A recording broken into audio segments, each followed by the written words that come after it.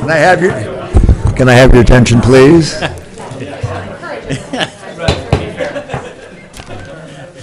Quintessential Ojai. Look at the crowd. Okay, we're calling the meeting to order of the Ojai City Council. Will the clerk call the roll, please? Mayor Johnston? Here. Mayor Pro Tem Wyrick? Here. Councilmember Blatz? Here. Councilmember Francina? Here. Councilmember Haney? Here. Okay. We'll all rise and join me in the Pledge of Allegiance. I pledge allegiance to the flag of the United States of America and to the republic for which it stands, one nation, under God, indivisible, with liberty and justice for all. Okay. Before we approve the agenda, I'd just like to make an announcement.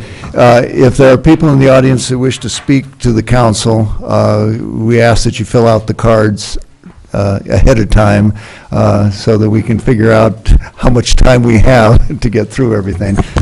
Okay, the approval of the agenda. The order of the agenda, Bill, did you? Mayor Johnston, I'd like to make suggest that we, because of the time-sensitive nature of number 7, that we move that to be right after the public hearing, number 2, right after number 2, be the first discussion item after the historic landmark designation hearing. Okay. And that we continue, that we consider continuing items number 3 and 6.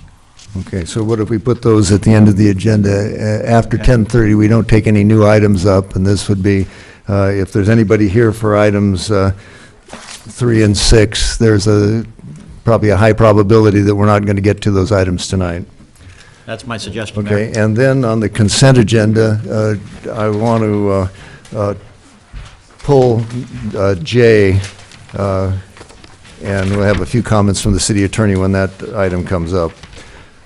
Okay, with those changes, is everybody in agreement? Yes. Yeah, okay, so ordered. Okay, we have a presentation from David Marin of the Civic Alliance and the State of the Region report. David? Good evening, Mayor Johnston, members of the council, and to the audience. I'm David Marin with the Ventura County Civic Alliance. Thank you. It sounds like you have a full agenda, so I'll try to get through this as quickly as possible. The Civic Alliance is an organization that looks at issues in Ventura County region-wide.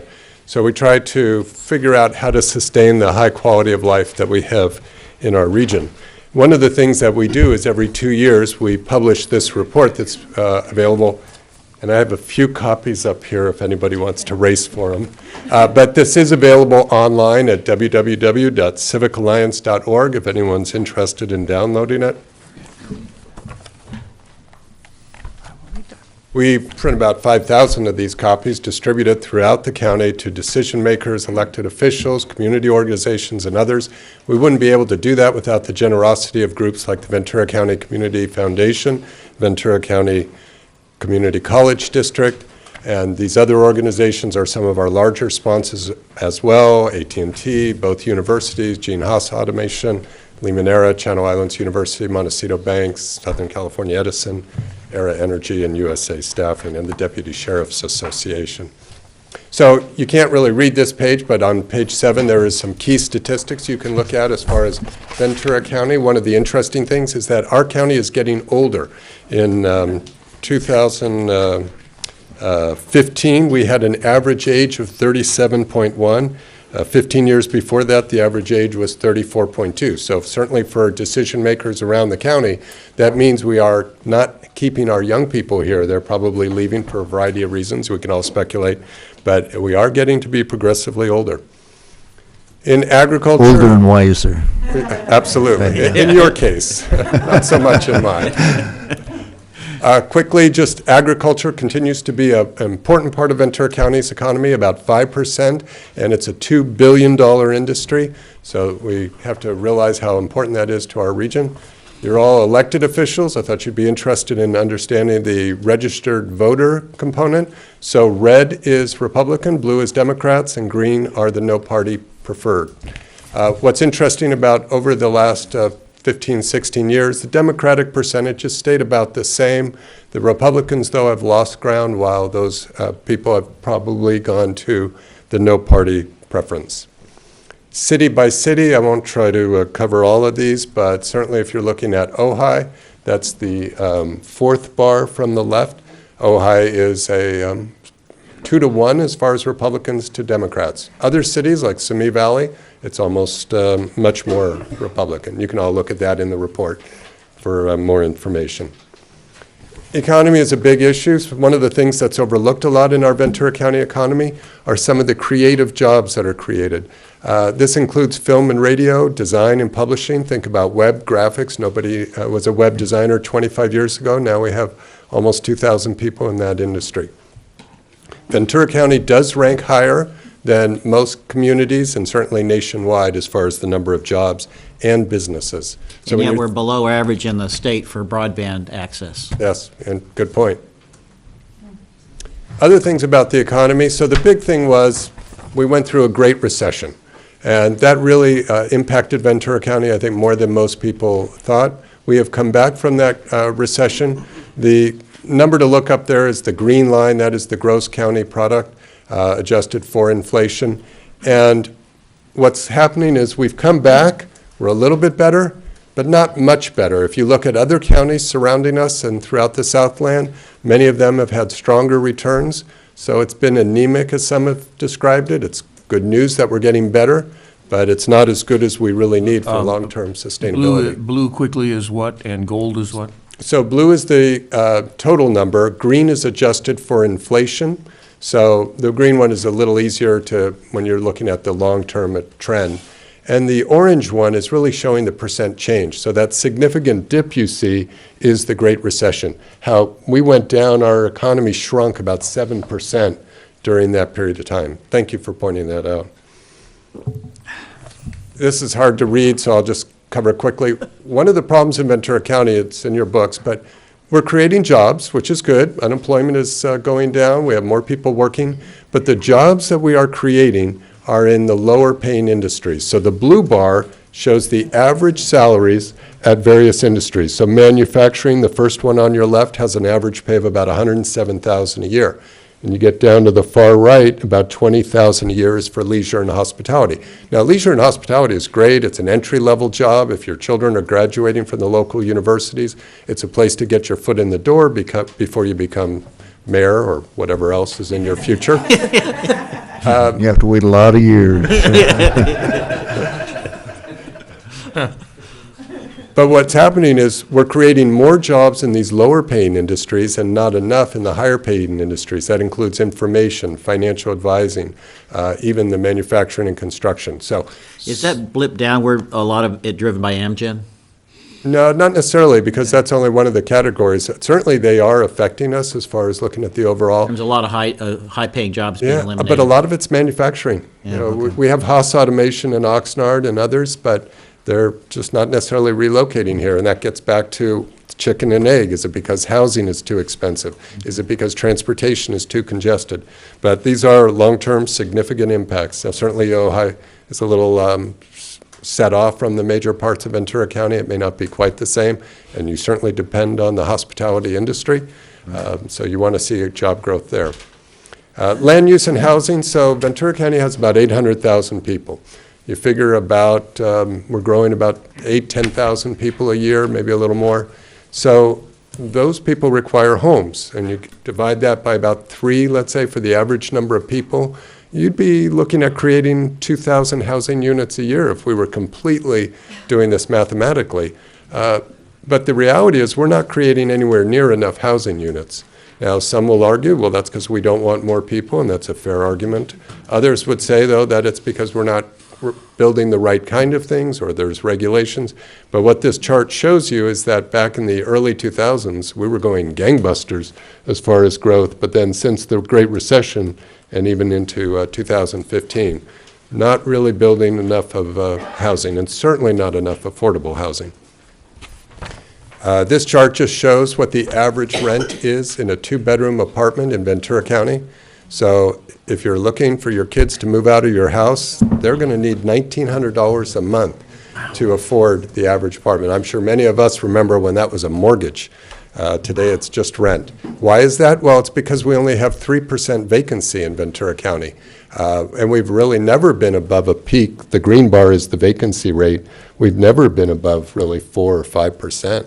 So we have very few apartments.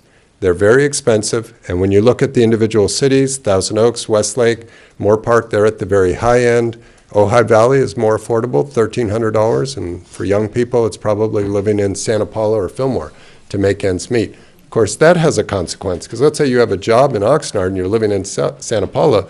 Now you're on the roads every morning, more congestion, more time for everybody to get to work. So bravo. Excuse me, is that apartments or rentals in general? Apartments or rentals in general? This one is a multifamily rental, so I believe it is apartments, Okay. yes. The one below, I think, is any type of unit. Okay. I think there's a little more information in the report part, but another good question. Natural environment, there's a lot of great things about Ventura County. Air quality is better. You know, Johnny, from your time at the county, as far as what APCD was doing to lower everything. The water quality at the beaches, again, the county is responsible for that. We're making great progress. So it's a great place to live, even with all these other challenges. I like to point this one out because electricity has been in the news a lot.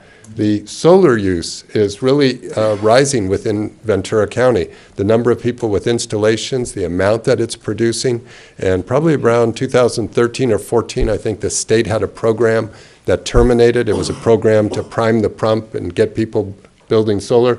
That ended, and we still kept on going. And that top bar shows the average usage, or it's not average, it's the total usage in Ventura County. So 1.78 billion kilowatt hours. And you can see the steep decline. Now that is not weighted for the number of people. That's even with our growing size, growing businesses, we're using a lot less. So things like LED lighting, solar energy, just conservation, more effective motors on refrigerators. So another bit of great news there. Public health, this is one of the sadder parts. Ventura County, we've had a high number of overdose deaths over the last 7 years. A lot of that has been concentrated in the Simi Valley area, but it's throughout the county. I think the number, when you look at it, is close to 100 people a year in Ventura County die from overdose deaths. Now, that could be prescription drugs that they abused. It could be heroin and other things. So there's a lot to work on there. Public safety-wise, you get your police force from the county, and the Ventura County is one of the safest counties in the state, actually. Of the 17 largest counties in the state of California, Ventura County is number 3. So we have a great overall safety record. This chart here is by city. The green bar is the violent crime. The blue bar is the property crime. So up at number 3 there is the Ojai area. And you can see low crime rate, pretty good there overall. Moore Park wins the competition this year. Ventura continues to have high property crime, break-ins into cars, whatever. I think people leave their laptops on and their car windows unlocked and their keys. Something's going on in Ventura, but year after year we see that. But it doesn't matter what city. Ventura County is a very safe place to live. And I'm about a third of my way. No, I'm kidding. I'm almost done. Transportation-wise, as our final slides here, the amount of time that people spend on the road getting to work. Now, this chart's a little hard to see, but what we're showing here is the amount of time. We start off with less than 5 minutes, 5 to 9 minutes, 10 to 14 minutes as you move across. And we're looking at the last 4 years, ending in 2015. So the good news is if you used to travel 10 to 14 minutes, less people are in that band. So what's happening is when you look at the far right, you see that all of those bars are growing on the right, starting with about 25 to 29 minutes. What that means is over the years, it's taking everybody a little bit longer to get to work. What used to be a 30-minute commute is 35. What used to be 35 is 40 to 44. We have a lot of people in Ventura County who commute out of our region, Los Angeles, Santa Barbara. We have a lot of people that commute in, but this is an ongoing problem. We just don't have enough, I think that you can look at the congestion on the freeways and a lot of other things, but also the need for people to live in places that are more affordable, and they can't afford to live where they work. And we see that a lot with police officers, nurses, teachers. It's just it's hard to afford to live where they are. And with that, thank you for your time. As I said, this is available online at www.civicalliance.org. And unless you have any questions, I'll stop there. Does anyone have questions for David? No, thank you. All right. No, David, thank you very much for coming up. Yeah.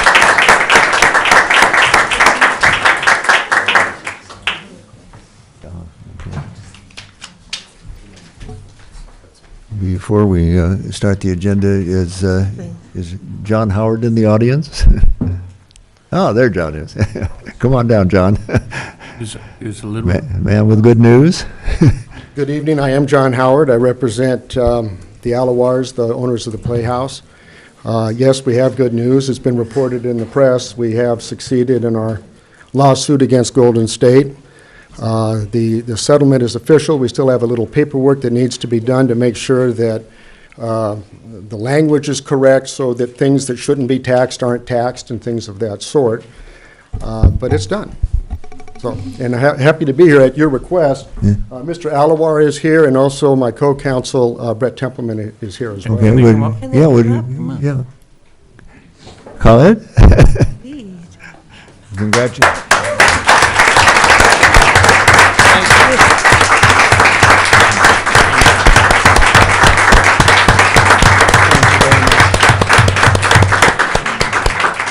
Congratulations. Thank you very much. Thank you for hanging in there.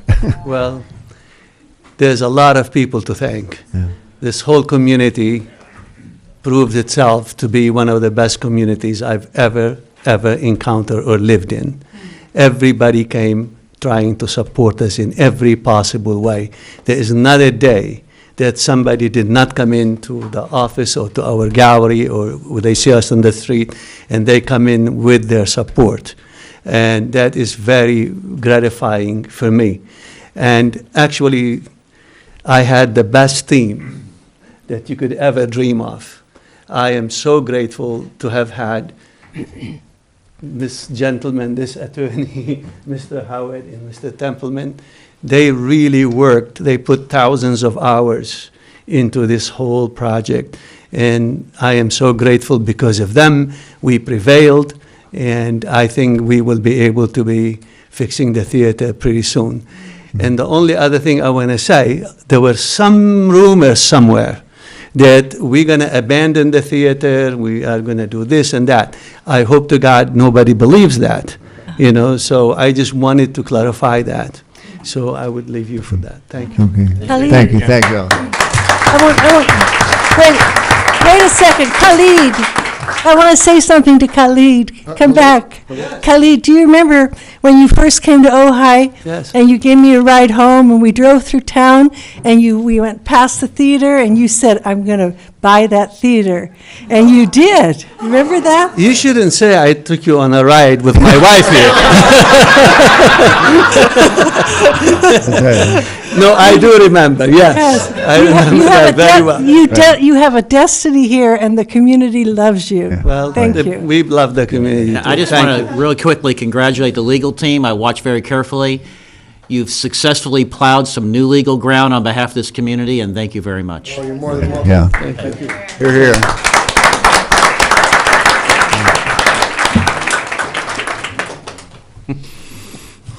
Okay. I guess that gets us to public communications. This is the time when citizens can address the council and say what's on their mind, as long as it's not something that's already on the agenda, in which case you can then say what's on your mind when the item comes up. So I've got, oh, good, we only have 3 cards. This won't be here all night like last time. Okay. Steve Quillisi. Steve? Or where is Steve? Oh, there he is. Someone stole your usual seat, Steve.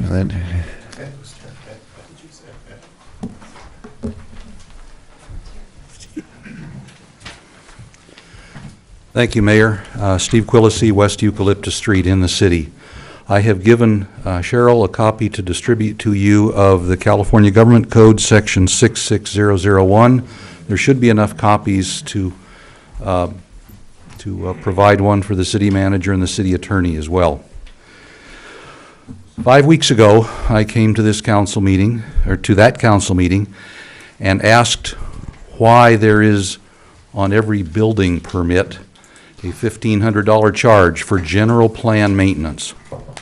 Please understand, I am not criticizing city staff for imposing that. This council or one of its predecessors more likely invoked that. And the relevant portion of the California Government Code 66001 talks about development impact fees, or DIFs. And you can read for yourselves the requirements. It says, in any action establishing, increasing, or imposing a fee as a condition of approval of a development project by a local agency, the local agency shall do all of the following: identify the purpose of the fee, identify the use to which the fee is to be put. If the use is financing public facilities, the facilities shall be identified. Determine how there is a reasonable relationship between the fee's use and the type of development project on which the fee is imposed. And determine how there is a reasonable relationship between the need for the public facility and the type of development project on which the fee is imposed. And it goes on to considerable detail, saying a fee shall not include the costs attributable to existing deficiencies in public facilities, but may include the costs attributable to the increased demand for public facilities reasonably related to the development project.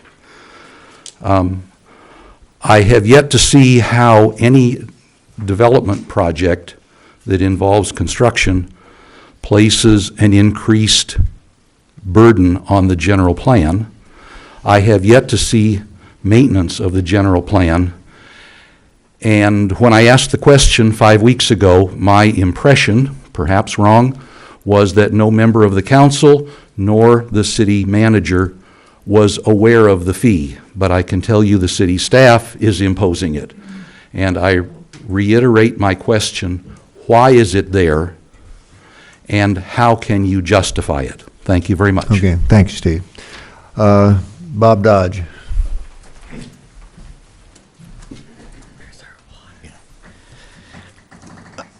I have a piece she's passing out. Thank you. My name's Robert Dodge, and I'm a family physician and president of Physicians for Social Responsibility Los Angeles.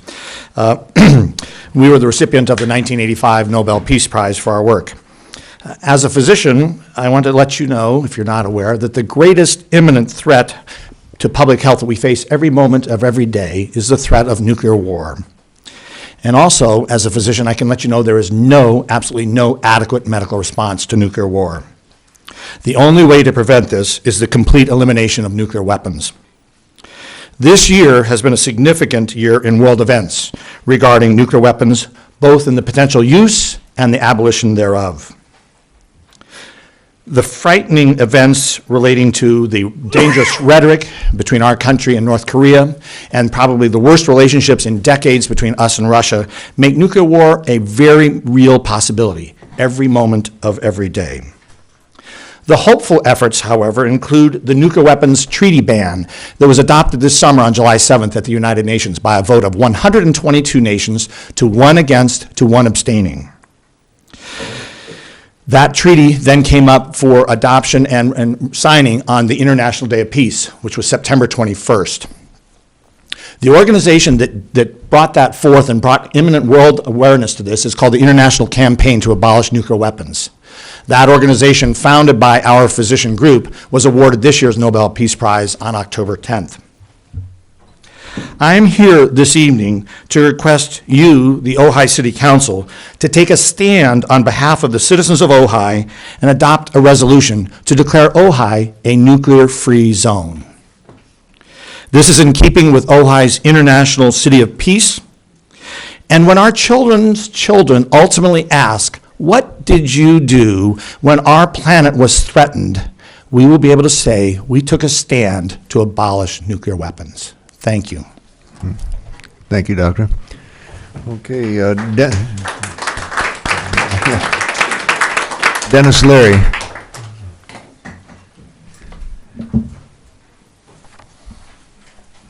And Dennis, you have 3 minutes, but you don't have to take it all if you don't want to. Okay. I should be sitting up here. Well, next speaker, yeah. Okay, forgot about that, sorry. That's Good okay. evening, always a pleasure. Every year or two, I come up here and talk about my favorite subject. And it's about water. It doesn't have anything to do with the agenda item, I don't believe. So my idea is that Ojai should have, if it doesn't have it already, its own water supply. I know Casitas is great, it's wonderful, but there's no guarantee that Casitas wouldn't someday dry up, who knows? Or something else might happen. And also, the idea of Casitas is that it's a 5-man board, we only have 1 member there.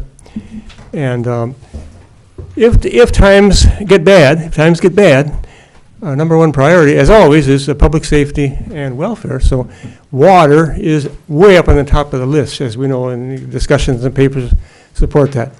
So my idea is we have our own well for drinking and cooking only. Straight up and down pipe, hopefully would be untreated water.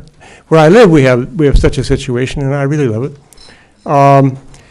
It has a symbolic value, and it also has very practical value. It would be for the citizens of Ojai. It'd also be for, all kinds of applications, and it have to be controlled. And it's a kind of a weird idea when you think about it, but I think it's important in terms of safety.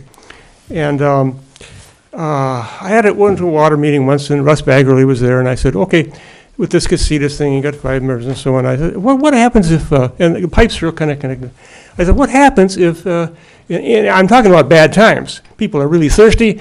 I said, what happens if they start taking Ojai water, our basin, on their feet, and they ship it down to Ventura? Because they're going to have more votes than we do. And he said, oh, that'll never happen. There's a rule against that. Okay, so fine. But I'm talking about hard times. I'm talking about people that are really desperate for water. You think those rules are going to hold up? I don't think so. The rules can be bent in emergency situations. Anyway, I'm just saying, look, and we do this all the time, and so it's, it's not something that you haven't heard before, but looking down the road, you look at the world economy and so on, I mean, things could go south pretty quick. Like whoever just mentioned that. I mean, it's not out of the realm of possibility. So we live in a great situation, but we're not in control necessarily. There's all kinds of levels above us, and I see we got 28. I'm going to use all my time, don't I?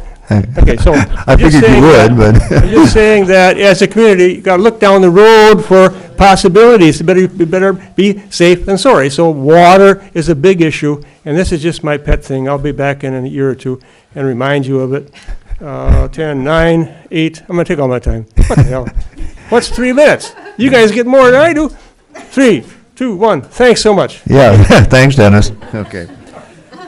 Okay, that's all the cards I have on that, and that takes us to our consent agenda. Move to, Absent item J. Second. Is there any discussion? Is there any objection? No. If not, so ordered. Okay, item number J, I think our city attorney wants to make a brief comment on. Is that right? Yes, thank you, Mr. Mayor. On item 1J, which is the adoption of the cannabis ordinance, you'll recall from several meetings, I have one recommendation, which is more of a clerical error, but it's within the council's power to make. This is looking at page 1-142, which is page 4 of the ordinance. I recommend that you delete, where it appears in 3 places, the phrase non-storefront, relying instead on the existing language appointment only. The reason to do the deletion is that the state, in their wisdom, has created a new license type, Type 9 non-storefront retailer, which should be a bit of a misnomer. It should be labeled Type 9 delivery only. We want to avoid confusion with that new state license type with our licenses, which are intended to be delivery or dispensary or both. And at the moment, the 3 that have been permitted are all both dispensaries and deliveries, but they're still required to be appointment only without the waiting period. So that's why I recommend that in section 42604, the phrase non-storefront be deleted in the 3 places it appears. That's my Okay. recommendation. So Thank you. moved. Okay. Second. Moved and seconded. Any discussion? If not, no objection? Nope. So ordered. Thank you. Okay, that brings us, what, to public hearings? Is that correct? And number 2, historic landmark designation of the Ojai Nordoff Grammar School.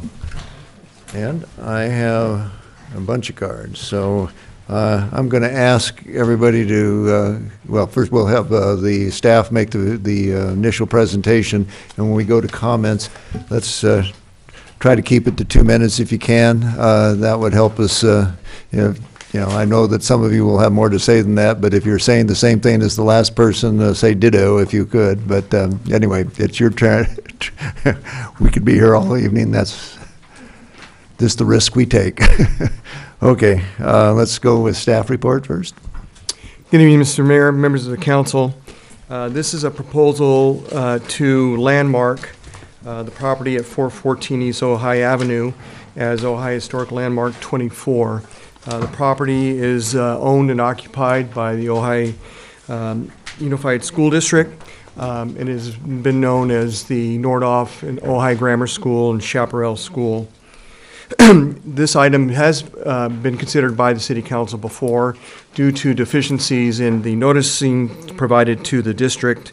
The City Council referred it back to the Historic Preservation Commission for a new hearing. That hearing was conducted, proper notice was provided at that time to the district and other interested parties, as is the case this evening. And your staff report contains that information. In 2015, the Historic Preservation Commission requested and the City Council granted funding for the preparation of 2 historic resource surveys. One for this property here, the City Hall, known as the Smith-Hobson House, and one for the Ojai Grammar School property at 414 East Ojai Avenue. The City Council authorized that funding.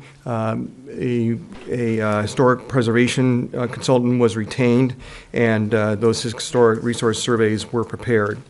On the basis of that, the Historic Preservation Commission, at their original hearing and at their subsequent hearing in October, recommended that the property be landmarked.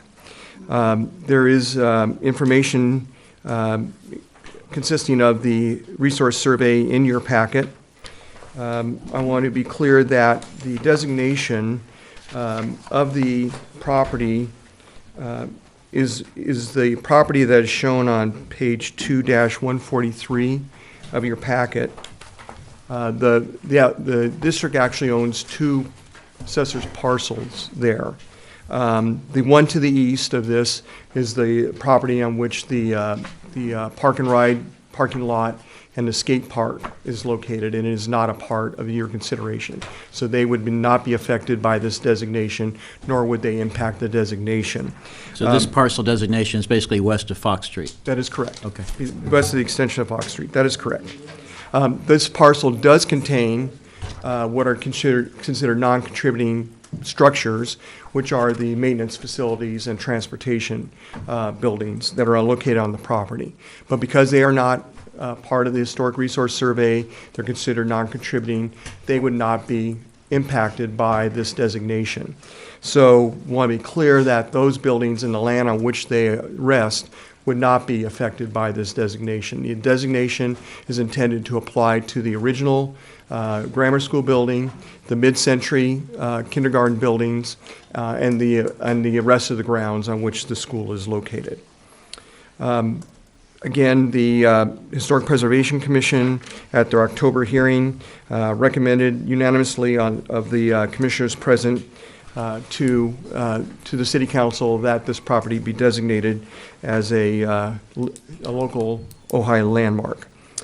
I'd be happy to answer questions that members of the council have at this time. The applicant obviously, or the school district is represented this evening, and obviously will be speaking to you. Okay, are there any questions of staff? If not, thanks, Matt. Thank you. Okay, before we, Mr. City Attorney, before we, well, I guess we are the applicant as well as, or the city is. normally we have the applicant speak at this point, but is that?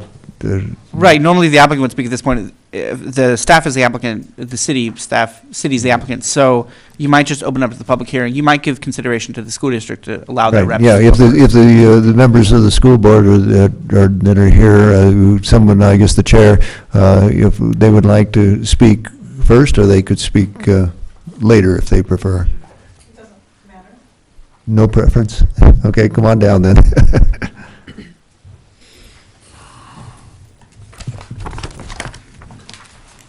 Thank you. I'm Jane Weil. I'm current president of the board. I know that there's a lot of different opinions here tonight, and you'll hear, and I hope that you all received our letter of objection to the historical designation. My main concern is two things. One is, I'm sorry, but we read that report differently.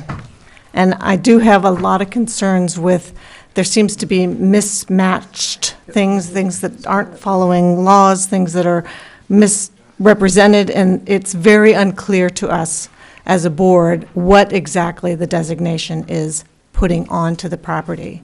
And as members of the community know, our interest in this property is to help our struggling budget. Our future years, we know that the rates are going up for contributions to retirement for all employees, and we know that our schools continue to have declining enrollment. So we have hopes of finding a developer for this property to make improvements to the property, make property available for leasing that will help our budget. Our concern is that the recommendation as it is written is very unclear, can have some very strict implications on the property. And I noticed in last Friday's paper that the property right at the end of the arcade, took 2 years for them to get through the process here in the city. And I want to remind you that, yes, we will be going through that same process. And that property did not have historical designation. So 2 years for the community to come to you, for us to come together as two elected bodies and discuss how important this property is to the community, but also how important it is to the district in terms of budget woes in the future. So if tonight's meeting gets you confused as to, historic and people who want the historic, and then the teachers and families who are here to speak on this part of the district, I want you to understand that we could continue to work together. I don't know that you have to accept this report as it is. I mean, the initial report did find that property does not meet federal requirements for landmarking. It does not meet state requirements. There's a lot of issues that it just doesn't fit. The commission wants it anyway, and so they're choosing to do a city landmark.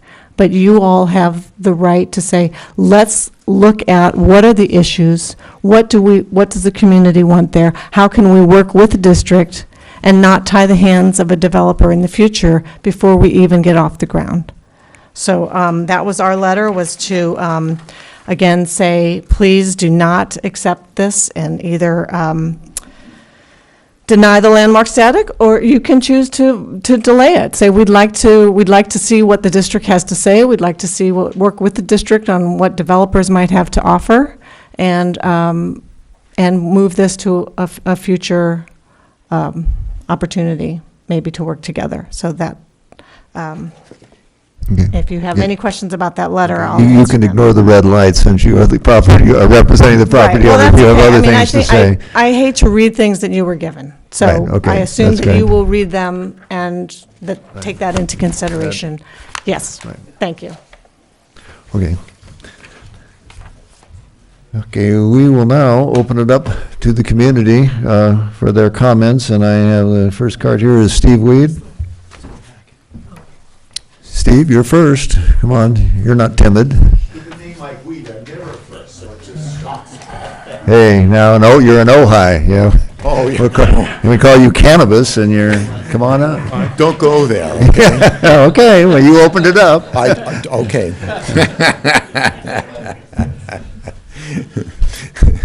good to see all of you again. I don't get here often as much, you know. I'm not looking. I don't know why.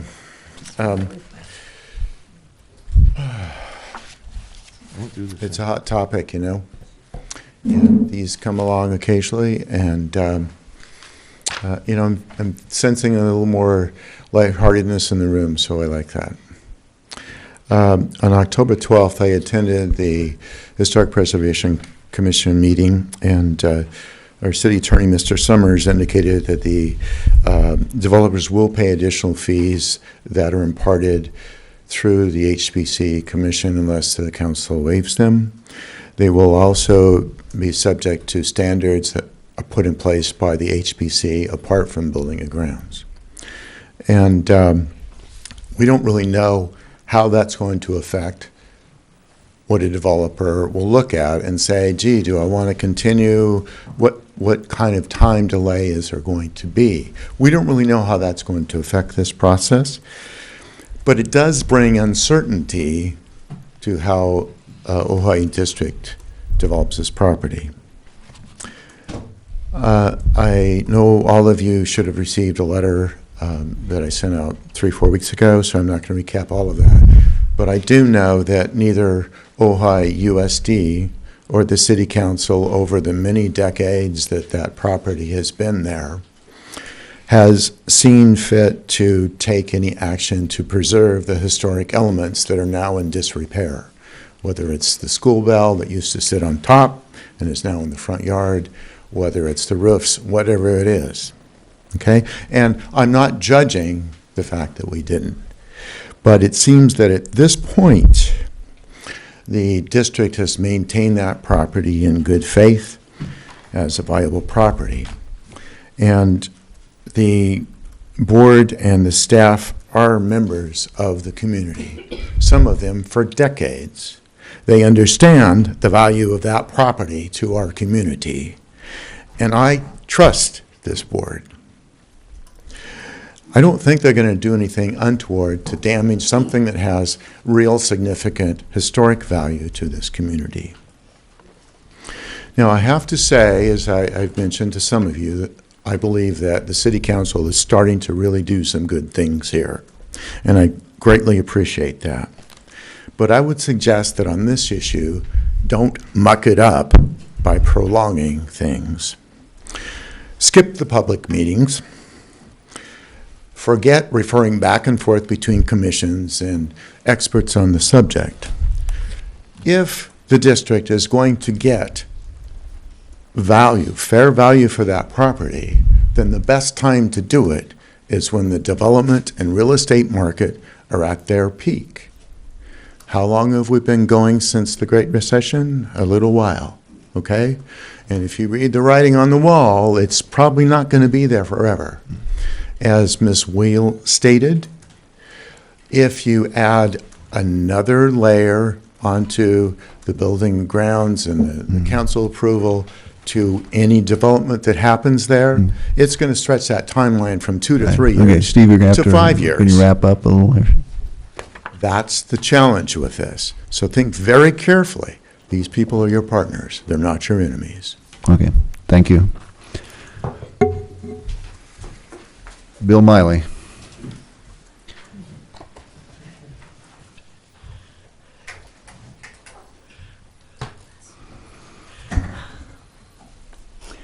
Good evening. Good evening. For the record, my name is Bill Miley. I live on North Signal Street. We came to Ojai in 1968. Our 3 kids have gone through all the grades of the Ojai Unified School District. So here are my reasons why I believe the Chaparral property referred to as Nordhoff Grammar School should not be landmarked at this time. 1, Criteria K of the city landmarking ordinance says private owner rights shall not be infringed. The commission's official comment on that particular criteria is, quote, the property's designation will not infringe upon the rights of a private owner since the owner of the property is a public agency, end quote. This action seems to greatly infringe on the school district's governing board fiduciary rights framed by California state law. So the question is it true that public bodies have no rights in landmarking? 2, The district has legal responsibility for public education throughout the district, which goes well beyond city limits. The city may be infringing on the students and families living in the unincorporated area of the district. 3, the landmark designation of all current 26 city landmarks, this one is the only one carrying a state-mandated legal responsibility for about 2,500 kids and their families, other than the Nordhoff Cemetery.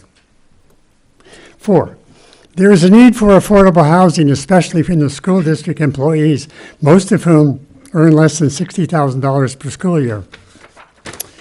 And it's been recognized by State Law 1413, which, and I think landmarking may impede this.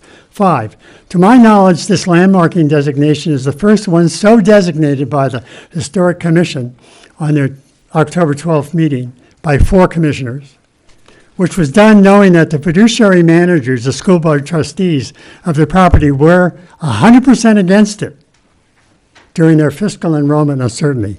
And last, probably the most important item is a reference to the California state law, which is the California state law statutes for historic preservation, which I reviewed. 2 sections stand out, and you have copies of them. And 2 sections stand out in reference to the rights of owners. Of these, I underlined 2 sections. The second section especially focuses on the process that's used by the State Commission. It says, if owners object, the State Commission shall not list the property. But more importantly, the first section is this, and I'll read it. It's 5020.7, legislative intent. The legislature recognizes that the long-term preservation and enhancement of historical resources is dependent to a large extent, I'm almost finished, to the goodwill and cooperation of the general public. Therefore, it's the intent of the legislature that public agencies, including the commission and the office, shall endeavor to carry out responsibilities in a manner designated to elicit the cooperation of the owners, to encourage the owners to perceive these resources as assets rather than liabilities, and to encourage support of the public. Again, I want to mention, elicit the cooperation. That's the intent of the legislature, and I like that. Thank you. Okay, and I need your cooperation. Thank you. I appreciate it. Okay, Bill. I've got 17 more cards, so we can get through this in about 50 minutes, roughly. We have a chair up here in front. I'm going to call the next speaker, and at the same time, we'll call it the on deck. And if you're in the back of the room, we're going to have to work your way to the front. Come on up while the other person's speaking, and you can sit in the chair right up here in front, okay? Brian Akins. And Nick Otway is next, but Nick's already up close, so he can take the other seat if he'd like. That's great. Ready? Go. My name's Brian Akins. I'm an Oakview resident. I'm vice chair of the City of Ojai Historic Preservation Commission. Was in attendance at many of the meetings where the Nordhoff Grammar School was discussed, starting with the presentation on the historic structures of Ojai, February 12th, 2013. The Nordhoff Grammar School was listed as number 5 on that. Since then, there have been 7 meetings that dealt with the Nordhoff Grammar School. Some of those Mr. Winiger did. I go through this chronology for a couple of reasons. First, to show the length of this process and focus in deliberations that took place, and second, to refute the claim that this process was rushed. The wasn't. It began in 2013. The OUSD filed an objection with the council on the recommendation of the HPC to landmark the entire property, in which we specified a recommendation that the auditorium, the U-shaped building that houses the offices, the Chaparral High School, and the special education wing, and the 2 kindergarten rooms now being used as daycare and special needs. The OUSD go on to state that landmarking the property without petition from owner is a unique situation at Ojai. We agree. As part of our staff report, we asked City Attorney Matthew Summers about this issue. At the 1935 point in our HPC meeting, Mr. Summers stated, "Here we would want to ensure that there is sufficient evidence of the record to support any recommended designation by this commission to the council of all, some, or a portion of the Chaparral School property. Section 4-807 of the City of Ojai Municipal Code states in part, make a determination as to the whether a nominated property, structures, or area meets one or more of the following criteria. For the Provenience Historic Resources Report for the Nordhoff Grammar School, it met 10 of 11. For the Provenience's Historic Resources Report for the Smith Hobson House, it met 5 of 11. Even as the OUSD questioned some of the municipal code listed criteria, they did not eliminate them, let alone completely refute all 10 of 10. We met Mr. Summers' threshold of sufficient evidence of record in order to make this recommendation to the council. One of the other things we asked Mr. Summers was at the 20345 mark, are we able to landmark the entire property? Do we have restrictions on what we can landmark tonight? Mr. Summers answered, the commission can landmark some, all, or none of the course of the property. Should the commission find the record supports concluding that the identified elements in the landmark meet the listed criteria. At 20441, Mr. Summers states, you can also landmark the property with the character defining elements, being those buildings, the Roy Wilson building, the Maynard Linden buildings, and mindful of Commissioner Convery's comments, expressly excluding the non-contributing elements, for a lack of a better word, the bus barn, the public works type public yard, things at the back of the property. So you can structure it that way. One of the objections, the school board felt that there was insufficient integrity of design to achieve landmark status, no solid basis for justification for landmarking the property. Again, we point out that an independent, highly regarded firm who did the historic resources report found 10 of 11. Okay, you getting close to the end? Well, I'm not going to be saying anything that's repeated here tonight because I think I'm the only Historic Preservation Commission member, so I'm close. Okay, go. I'm hurrying. They do not. What's unfair? No, I'm not. Yeah, that is, yeah. Bill, I yeah. timed I'll tell you you. what, when we get to the end, you can come back up then if we. I timed Bill, I haven't got there yet. So, again, let's see. So in looking at the different things, again, I'm up here as the HPC, the ones who actually did this, trying to give it background information.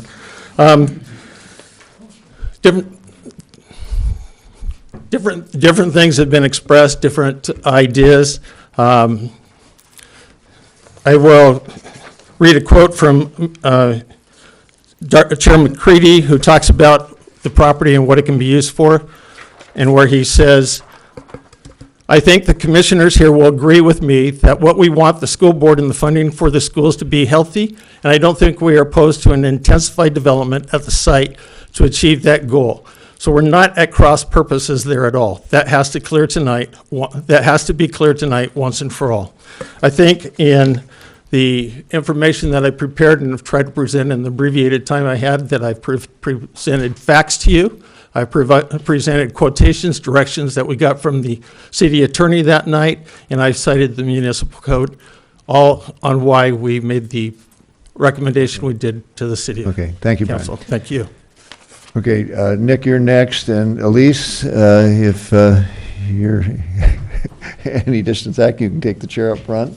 My name is Nick Ojai. Thanks for listening for 2 minutes. And I'm an architect. I live at 3998 Grand Avenue, and I've came here first when my parents moved here in the early 60s. Historical preservation. That site is very important, as everyone surely understands, sitting right east of the arcade. And what the future of Ojai is 100 years from now will be affected by the decisions made about the school district site.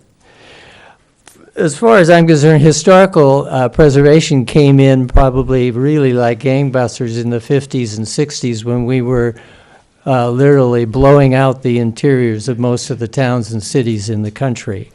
And we all of a sudden became aware, oh my God, we're losing it. We're losing our towns. Ojai was lucky enough to be far enough away from the big blasts.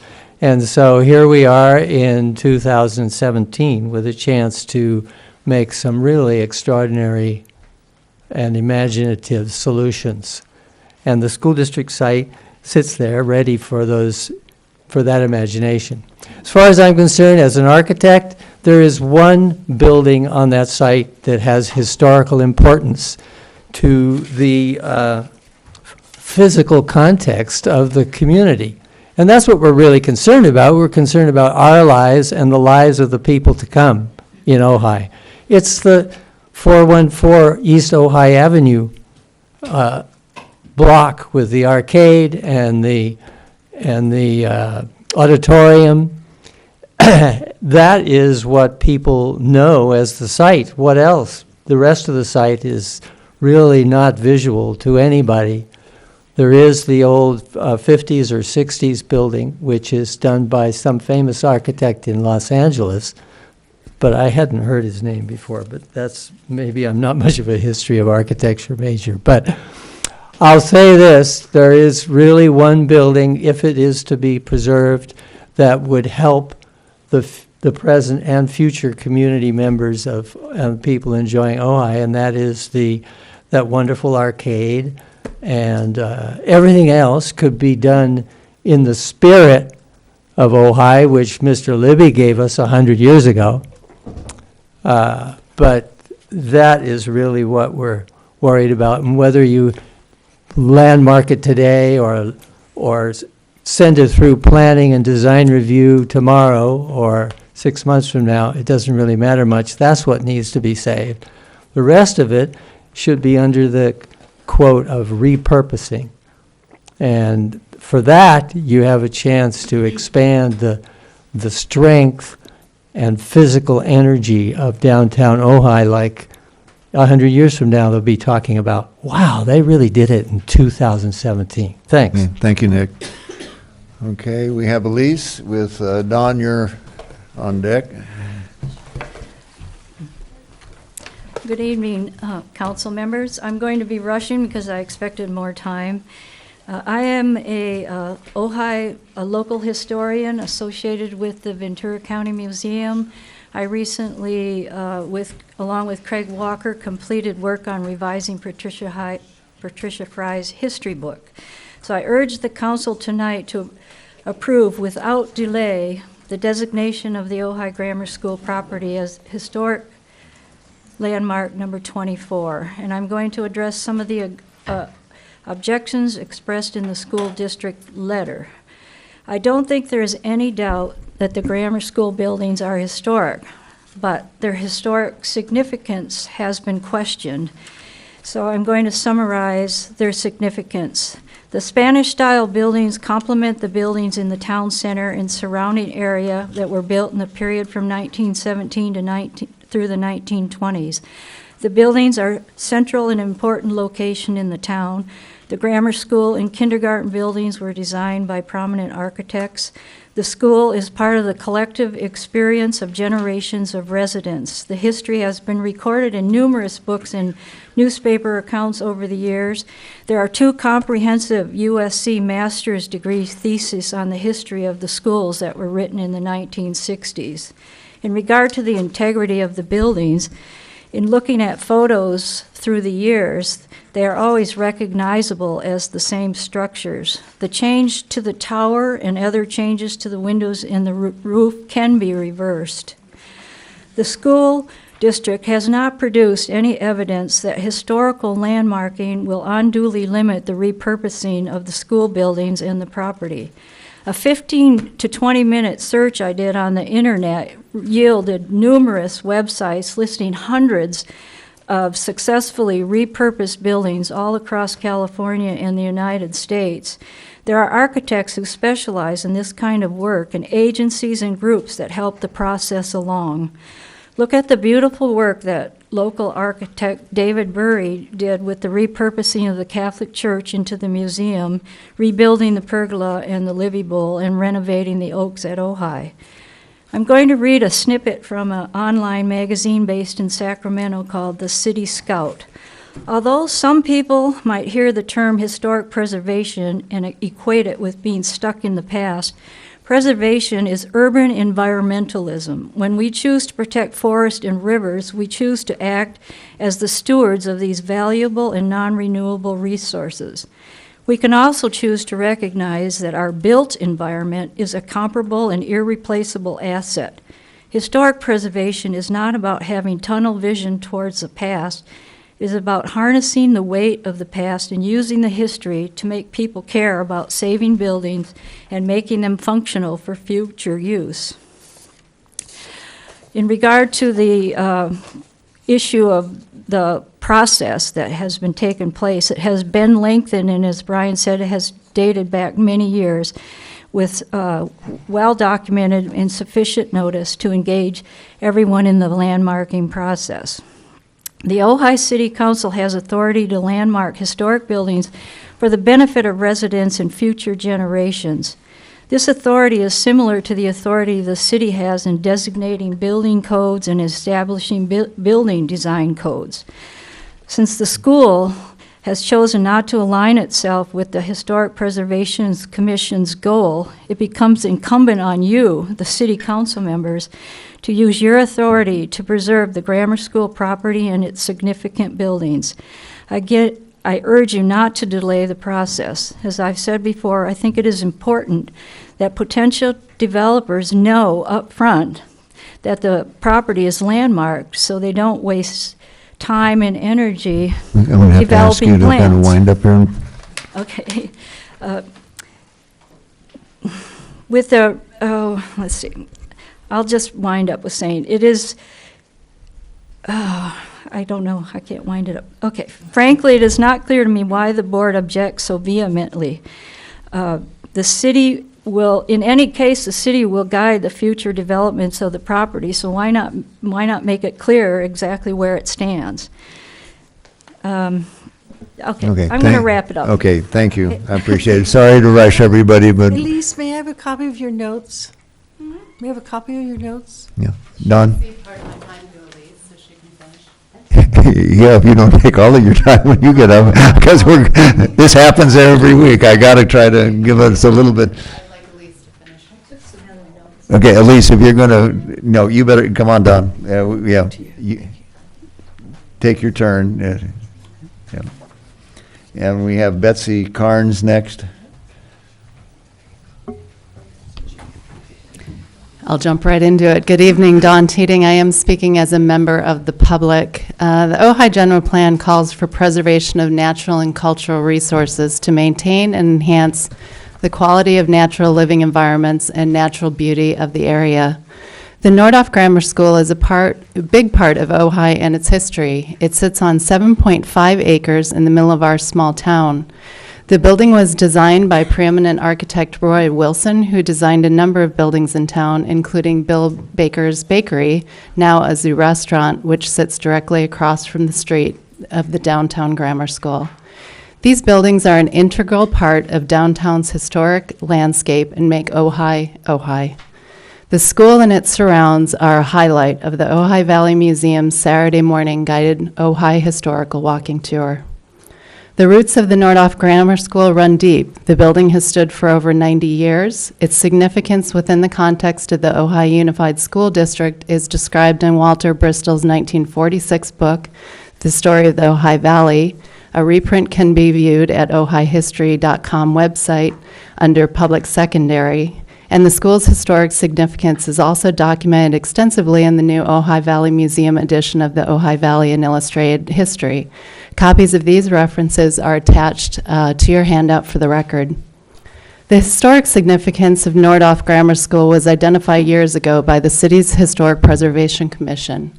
In 2013, the HPC named the school in their top 10 historic structures of Ojai presentation during a joint public meeting with the City Council. Slides from the meeting are available on the city website, and a copy of the relevant slides are presented here for the record. The historic significance of Nordhoff Grammar School is further supported by 1, a historic resources inventory and evaluation prepared by qualified experts according to applicable state and local guidelines and regulations. Number 2, Local historians support landmark status, Craig Walker, Elise DuPoit, and our beloved Ojai historian David Mason, who submitted a letter of support in June of this year, a copy of which is also attached to your handout. And number 3, your own Historic Preservation Commission reviewed the evidence and recommended landmark status for the Nordhoff Grammar School. Why landmark the Nordhoff Grammar School now? The National Trust for Historic Preservation states there is no chance to renovate or to save a historic site once it's gone, and we can never be certain what will be valued in the future. This reality brings to light the importance of locating and saving buildings of historic significance. The whole of the record supports the fact that the Nordhoff Grammar School is a building of historic significance of our city and is eligible for listing as a city landmark. Please ensure that the Nordhoff Grammar School remains a part of our history and heritage for the community, for our visitors, and for future generations. I urge you to vote yes to nominate Nordhoff Grammar School as City of Ojai Historic Landmark number 24. Thank you. Thank you, Don. Okay, Betsy Carnes with Angie. Is this Ganachi? I don't know if I'm pronouncing that right, but Genasi. Yeah, Genancy. Okay. Hi, I'm Betsy Carnes. This is the first time I've ever spoke at one of these meetings. My parents came to Ojai in 1948. We've been here 70 years almost. They raised 15 kids here. 59 of my family has been in the Ojai School District. It's really important to me that we honor the children that have gone through these schools. And in doing that, we have to value the school district board in making the decisions for the benefit of all the children. I respect what you do. I respect the work that you do for the community, but you don't represent me, honestly. Anybody outside of the city limits is not represented here. And in that regard, I don't trust that you have my children in the Miners Oaks, Miramonte area's best interest at heart in the decisions for the city limits. So I ask you respectfully to consider all the children of the valley and what's best for their needs. Thank you. Thank you, Angie. And Angie, and Judy Murphy's next. Yeah, there you go. Good. Hi, I'm Angie Genasi. I came today to speak as the president of the Ojai Federation of Teachers, but after listening to what has been talked about, I feel so angry that I kind of need to put that aside and just communicate with you as a citizen and as a teacher and the president of the Ojai Federation of Teachers. I moved to Ojai in 1988. I have lived here all over the valley, and I have taught in the schools in this valley. And I've always loved saying I'm from Ojai because we're a community. That's what I just saw earlier with Colette. I had Colette's child in my class the third year that I moved to Ojai, or taught in Ojai. And you talk about community, and you say that you are supporting community, and yet you're not willing to have this conversation with the school district. The Preservation Society says we want to preserve these buildings. You know what? I'm actually in support of preserving Chaparral Auditorium and the main building there. But as I'm listening, I'm hearing you say, well, you can get this architect and you can get this person and you could do that. Well, who's going to get those people, first of all? And is it going to be on my back, which has been happening for years? My salary has gone down and down and down in Ojai. Our school district is falling apart, and we're doing the best we can. And this is a solution. This property is a solution for us, not to solve all the problems, but as some solution. And what I keep hearing is, I feel like it's, guys beating their chests up against one another, you guys beating your chests up against the school district. And it's so disappointing to me. I live in Ojai. I live in a community that takes care of itself. And yet I don't see that. And it's stunning to me and disappointing. And it's funny because I don't live in the city limits. I don't feel like the city council represents me at all. And yet I will buy locally to my detriment every single chance I get because I want to support my community. And I would expect you guys to support the teachers, the students, the school board, to think about that before you do this, before you just automatically designate this property as historic. I don't know, I would like to not be disappointed. Okay, thank you. Okay, Judy Murphy with Craig Walker on deck. Good evening, council, staff. My name is Judy Murphy. I live on Grand Avenue in Ojai. It seems like we have two conflicting goals or values on the table here tonight.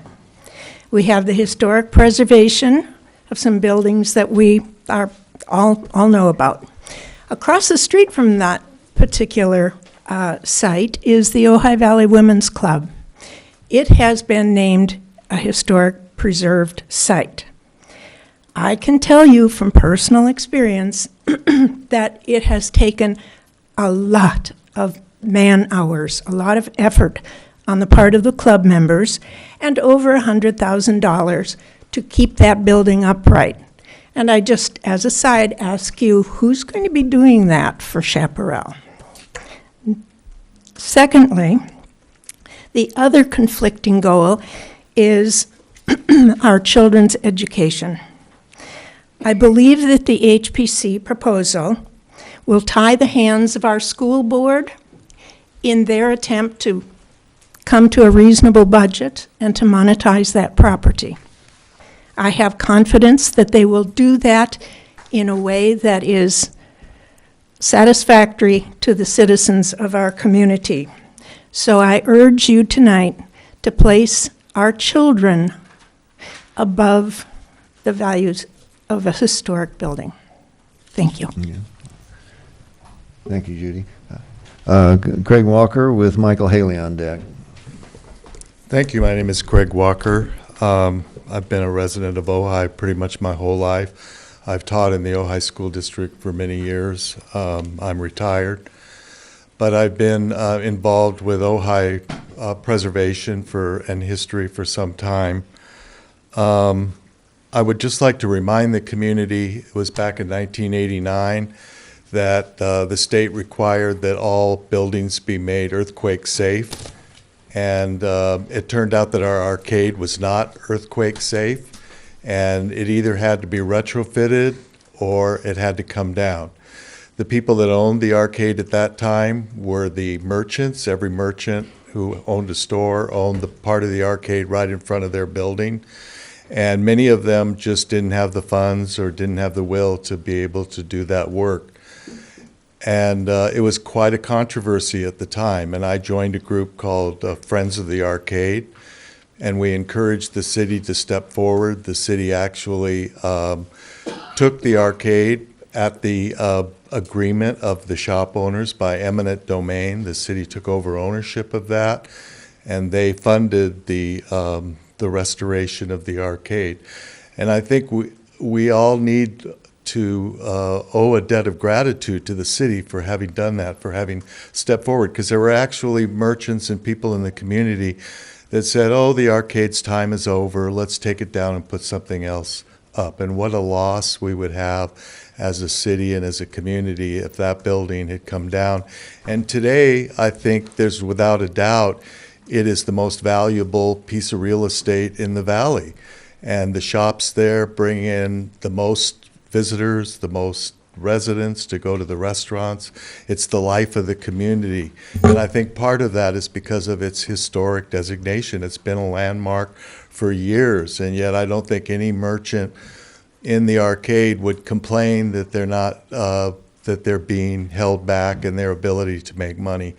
I see it a little differently than some of the people who are here tonight. I think that if the school district embraced the history of those buildings, and if they restored the tower and really made those buildings shine, scrubbed them up, and I really believe they ask who's going to pay for it, I would hope that maybe they could enter into a partnership in some way with the city, and that the city and community groups like they did with the arcade would come together and help make that happen. And I think we would all be much better off because of it. And the rules aren't that onerous, really. It says right in the report that the guidance would be provided by the Secretary of the Interior Standards of Historic Preservation. I gave a copy of that document to the superintendent about 2 months ago, and I hope he's had a chance to read through it, because if he does, he'll see it's very flexible, and it also allows a lot of change within the structure of the historic building. So anyway, I urge you to landmark the building. Thank you. Okay. Thank you, Greg. Michael Haley with Michael Shanahan on deck. Good evening. I'm Michael Haley. Here's my take on this. I can see that the community is pretty divided about this. It's going to be a tough call for you all, and I appreciate that. My thinking is that property is only worth what you can use it for. The more uses it has, the more it's worth. That's just a basic principle of the value of property. There's no reason to make a property historical unless you want to restrict its use in some way, which makes it less valuable. And indeed, this historical designation limits the use of the property in some ways. Now, I know that the argument has been made that making a property historical can make it more valuable, but that only happens if the designation adds value to the property in some specific way. And we can't know what that is right now. That's unknown at present, and that's just speculation that that could happen. We don't know what a developer may envision for the property, so I think it's unlikely that that could happen. You know, and when you step back and you look, I mean, I'm new here, right? Is this Ohio or Ojai, I think, yeah? But just looking at it from the outside, we've approved like a wine tasting rooms and alcohol serving establishments, you know, no problem with that. Visitors bring them in, but when it comes to the kids, and if you're looking at it from the outside, we're making it really hard for the school district to use this property to get some money. I mean, there's a crisis in the schools. They don't have money. They need money, and this is a golden opportunity to do that. I appreciate the value of historical properties. I support that idea. I just think, what's the rush? Why can't we let this evolve? Let the school board see what they can get before we put this on them. And then if something comes along, if they're going to do a mini mall with paycheck cashing and a gentleman's club, you know, we can turn that down at that time, all right? But give them a chance. You don't have investors right now for that, I hope. Yeah, okay, good. Stay outside, guys. Stay outside. You know, we'd have options in the future. So I support the school board. I'd like to see us do something for the kids. I think in this case with the kids, they're our future. It warrants further a look in that direction. Thank you. Okay. Thank you, Michael. The next Michael. Good evening. My name is Michael Shanahan. I'm a member of the Ojai Unified School Board. Good evening, Mayor and Council. Michael, pardon me, I don't hate to interrupt you there, but Michelle Thomas, you're next, so you take a seat down here. Okay, go ahead. That's right, I'm getting over the shock of not having a gentleman's club. I won't repeat what our board chair said, but I will ask that the council recognize that there is no race here. There's no deadline that I'm aware of that says you have to make a decision tonight. I'm hearing that there's an encouragement to do this, but I'm not exactly sure what it is that we're rushing toward at this point. Nothing happens quickly in government or in education or in Ojai. And so there will be time. You know, I am a supporter of rational historic preservation efforts. I think it adds a unique character to our town, and to preserve pristine and beautiful buildings, I think, is a very high aspiration. We're not talking about a pristine or beautiful building. We're talking about an old building that hasn't been maintained very well over time, that has one face that's attractive. I have to agree with the architect who spoke earlier, and the rest of it's pretty hideous. A weak justification, a lack of clarity of the actual impact of the effect on the property, and the fact that it will undeniably have a negative impact on the district's repurposing efforts mean that the designation is premature and likely unwarranted. Additionally, the recommendation, now I may be confused on this, my initial understanding was that the HPC recommended including the entire property except the skate park and the park and ride as landmarked, even the property containing the non-conforming buildings, so that construction on that part of the property would still be subject to HPC review. It's not my understanding that that has changed since the HPC made their recommendation. I consider that to be significantly overbroad. During our months-long deliberation, our community was crystal clear that they wanted to preserve our neighborhood schools. As much as we appreciate the architectural legacy that we've been entrusted with, our concern for students must rise to the top, always. Let's not forget that the purpose of this project, as has been stated, is to generate funds to support our neighborhood schools. I ask you to decline to impose landmarking on an unwilling owner at this time. Thank you. Okay. Thank you, Michael. Michelle Thomas and Jane Weil on deck. Oh, okay. You're satisfied? Okay. Michelle Thomas, Ojai.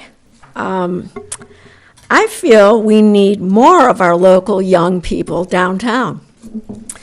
The building, the grammar school building currently houses ESL classes, people who live here, a preschool, a special day school, and most importantly to me personally, chaparral school. I feel it's really important to have our chaparral kids downtown in the middle of Ojai, where they can feel physically and psychologically part of our community, because they are. They've grown up here. They live here. Dare I say, and I'm speaking from experience, if you tend to be wayward, it's really good if people who know you can keep an eye on you. It makes the kids more visible if they're downtown. And they say it takes a village to raise a child. The grammar school meets my Ojai community standard as a historical building. I've lived here 30 years. I personally find the school building and the auditorium pleasing, if a tad in need of refurbishing. But most importantly to me, there's green space there.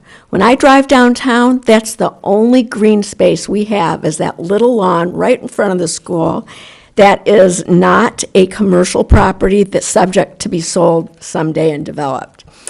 So I encourage you to think about what's good for the kids. Everybody wants to think about what's good for the kids. I think more kids belong downtown, and I think I'm going to encourage you guys to vote for it as having historical status. Thank you.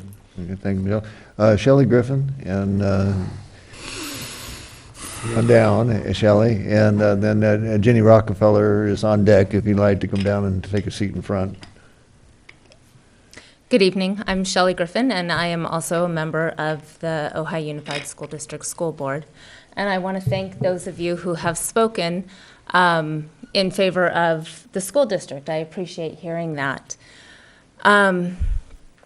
What I really want to remind you of, several people have mentioned that they aren't represented here by the city council when they live outside of the school or of the city limits, and that the school district are their representatives. And I encourage you to take that into consideration, that the school district is honoring what they have entrusted us to do, to take care of the assets of the school district and use those assets to benefit our students. One of the things that we have heard is that the taxpayers are not interested in paying another parcel tax, They have entrusted us to find other revenue sources and have told us they want their neighborhood schools intact. So we are looking at that property. And it's important that we find a revenue source. As I'm sure you all have heard us say over and over again, our schools are in crisis and need the funding. The other thing I want to remind you of is the fact that in this process, we will have ample opportunity to work with the city. This isn't going to happen in isolation just in the school district.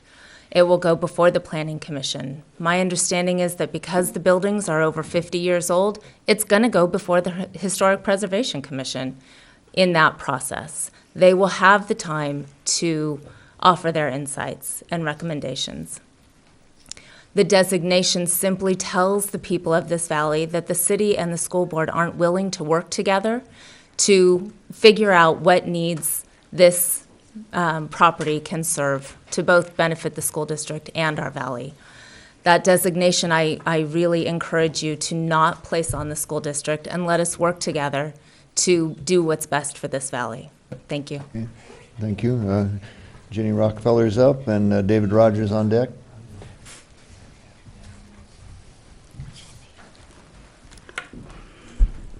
Hi, I think the City Council knows I used to be the representative for City of Ojai with Ventura County Area Agency on Aging.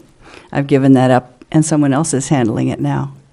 I'm also a past president of Ojai Valley Women's Club, as is Mrs. Murphy, and so I'm right across the street from the property in question and have been watching it faithfully for years.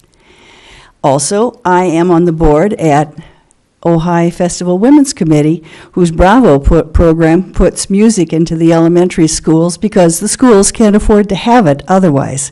So I see the problem from many sides, and I'm sorry to see that this seems so adversarial. Whatever did the Historic Preservation Society think would be the necessity for calling them into the question as if the school district couldn't handle this properly with the City Council's input by themselves. And that's where I am today. I don't have a good answer, but I don't believe that every old building needs historical designation, although I do love the arcade in Chaparral. And we're historic building number 8 across the street, so I know where I speak about historical buildings. Thank you. Thank you, Jenny. David Rogers is up and Teresa Detter on deck. Good evening. I tried to prepare a lot of things to say, and a man I respect and trust very much told me at one point, don't plan it, it'll just come from the heart and it'll be right. So I want to oppose this historical preservation idea, the entire process. It's been interesting to watch. I work in technology and we're oftentimes the fly on the wall, so we get to hear a lot of conversations from a lot of different areas. Things you wouldn't even know are being listened to. And it's just been interesting to watch it unfold as very adversarial. Someone trying to get in front of the other person and pass something to stalemate the other one, and people playing chess. And the sad part is I am the director of operations for Ojai Unified. I see it every single day. I see the need. I see the money. I don't really think we need money. What we need is options, and we need conversations. And so I would really ask that we step back and have an open conversation together and see what we can do before we try to stalemate one another and, end up in some Cold War. So, thank you. Thank you, David. Teresa Detter is up, Carol Smith on deck. Hi, I'm Teresa Detter. I'm currently the principal of Miners Oak School. And I, first of all, want to thank you for the work that you do. I frequently do the channel changing in the kitchen and land on our local station and watch the work that you do, and I'm very glad that you're doing it and not me. But I am here to represent the kids of our valley. I recently became aware of this effort to make our school property designated with a landmark, a historical landmark, and it concerns me greatly because I've seen that process handcuff people and agencies before in doing what they need to do for the purpose that they had in mind for that particular property. So I want to clearly state that I'm in opposition of this landmark effort, with the caveat that I do appreciate what those efforts are intended to do for our city. We have some beautiful properties that are protected under landmark designation, but I think for our school district, what outweighs that is the need of our children. We are so struggling with our budget and have been doing so for so many years at the cost of salaries for teachers, administrators, everybody involved. And for this one option that we have to repurpose that property to help our budget, I think can't be understated that we really need that. So please give us every opportunity to do what we need to do and work with us to help Ojai be as beautiful as it can be. So thank you for your time. Okay, thank you. Carol Smith is up, and Ash Ruff on deck. Good evening. It's nice to see all of you, Mayor Johnston, Council. Mayor Smith, Mr. good to see you. Nice to see you all. I think that a lot of people think that there's an adversarial position going on here, but it is not. The Historic Preservation Commission carried out their task with excellent research, with excellent look at the city. They love our city. If you read what their job is, their description, they did exactly what our municipal code says they should do, and I applaud them for it. I applaud them totally. However, the city council's mandate is much broader. The city council has a mandate to balance the needs of our community in all its aspects. I went to the Ojai Chautauqua that was run about 2 Sundays ago in the Ojai Valley, and I was shocked at the statistics in our community. If you look at page 11, the median age of a citizen in Ojai is 47 years old. The biggest growth group is 33, the biggest loss of group is 33 to 54. That's the age where families have kids. What else did I want to say? We are losing the group that produce children. What I would like to see is that the site stay a site of merit, and that the school district look at this source of income. If along Matilaha Street, we could have perhaps 30 to 40 garden apartments, 2 stories, and these were offered to employees of all our schools. Our schools are one of our biggest income providers and job providers. If the people who are janitors, cooks, landscape maintainers at Thatcher School, at Ojai Valley School, etc., were able to afford to live in Ojai in a 2 or 3 bedroom apartment, their children would come to our Ojai Unified School District. These are not kids who will go to the private schools because their parents are in working class jobs, but they will go to Ojai Unified, and they will have a wonderful life here, and their parents will be thrilled, and they will not have to travel on 33 from Oxnard or Ventura to come to work in the Ojai Valley. So I really think at this point we need to let our Ojai Unified School District grow in 2 ways. The income from possibly this sale, including we have absolute control over what goes where the grammar school is. It's beautiful. I would like to see it made up. Perhaps it could be offices, perhaps it could be a small hotel. But the backside, I think, would be wonderful for garden apartments that have children who will become part and parcel of our aging community. I want to hear the sound of strollers and skateboards and bicycles, not just wheelchairs and walkers. Thank you very much. Okay. If anybody's thinking of taking their wheelchair down there to the skateboard park, don't do it. Okay, Ash Ruff? Ruff. Yeah, Ruff. Hi. I'm the president of Nordoff Parent Association and Topo Topo PTA, and I wanted to thank you for this opportunity. But I really want to talk about the parents, the kids, and the community in Ojai that can't make it here because they have to feed their kids and can't be here because they're working jobs and they have to drive the kids to sporting activities and they're reffing at the rec department basketball season and they're doing AYSO.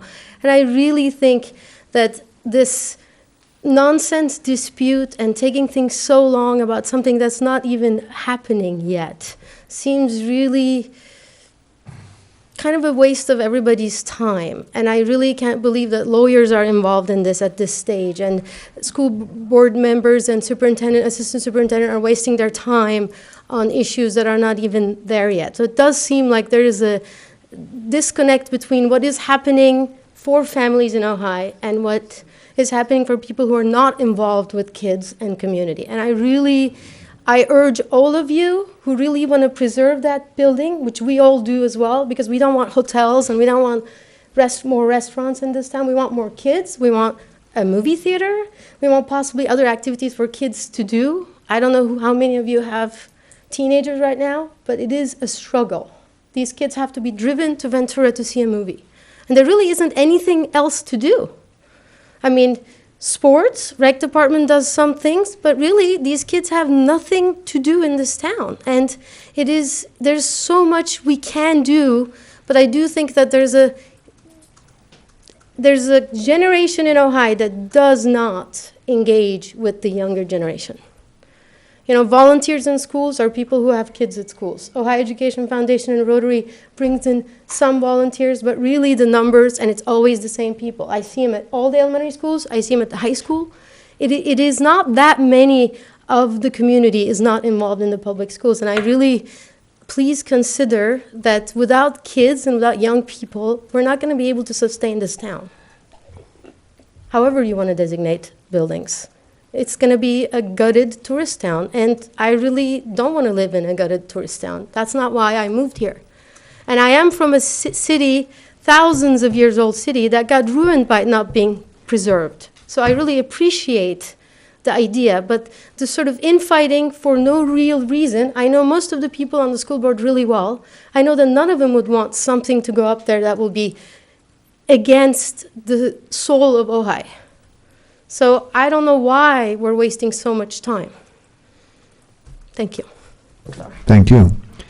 Okay, that is all the cards I have. Oh, yep, okay. Just want to disagree with my wife. Yeah. Hey. Good luck. I want to give you an opportunity to do that. Yeah, come on. Yes. Come on, Kevin. Every opportunity to. Don't disagree with her at all, but I am Kevin Rupp. I think I'm the other school board member who's able to be here. The Thane Whipple couldn't be here. Yeah. But I did want to just make a couple comments. There was a point made that it is too bad that the school district doesn't care about the historical significance of the building. Not true. What you guys all know, because you're part of a similar body, is that we as a school board haven't voted on anything. Nothing has really come before us on this subject. But what I found interesting from listening to all of the commentary tonight, including from the historical preservation folks, is that everyone is talking about development. You guys were elected by the people to control development. That's your job. It's not the Historical Preservation Society's job to control development in the city of Ojai. So I think what happened here is that the horse kind of got out of the barn, and you have this really tortured situation that's just not organic or natural, which is that the Historical Preservation Society is basically wanting to, and rightly, and I've said this before, I don't, we all are not of the same mind on the school board. I appreciate the historical issues and the concern for the soul of Ojai and what it's been.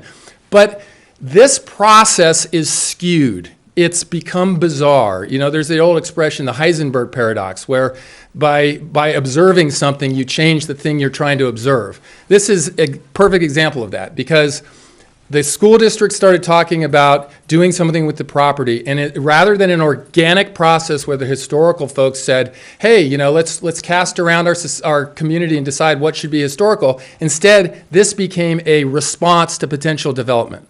And that's why it's being imposed on an owner that doesn't necessarily want it for the first time. And that's why this feels also weirdly adversarial when it normally isn't. And so all we've asked for on the school board, and I would ask you again, is you're the elected body.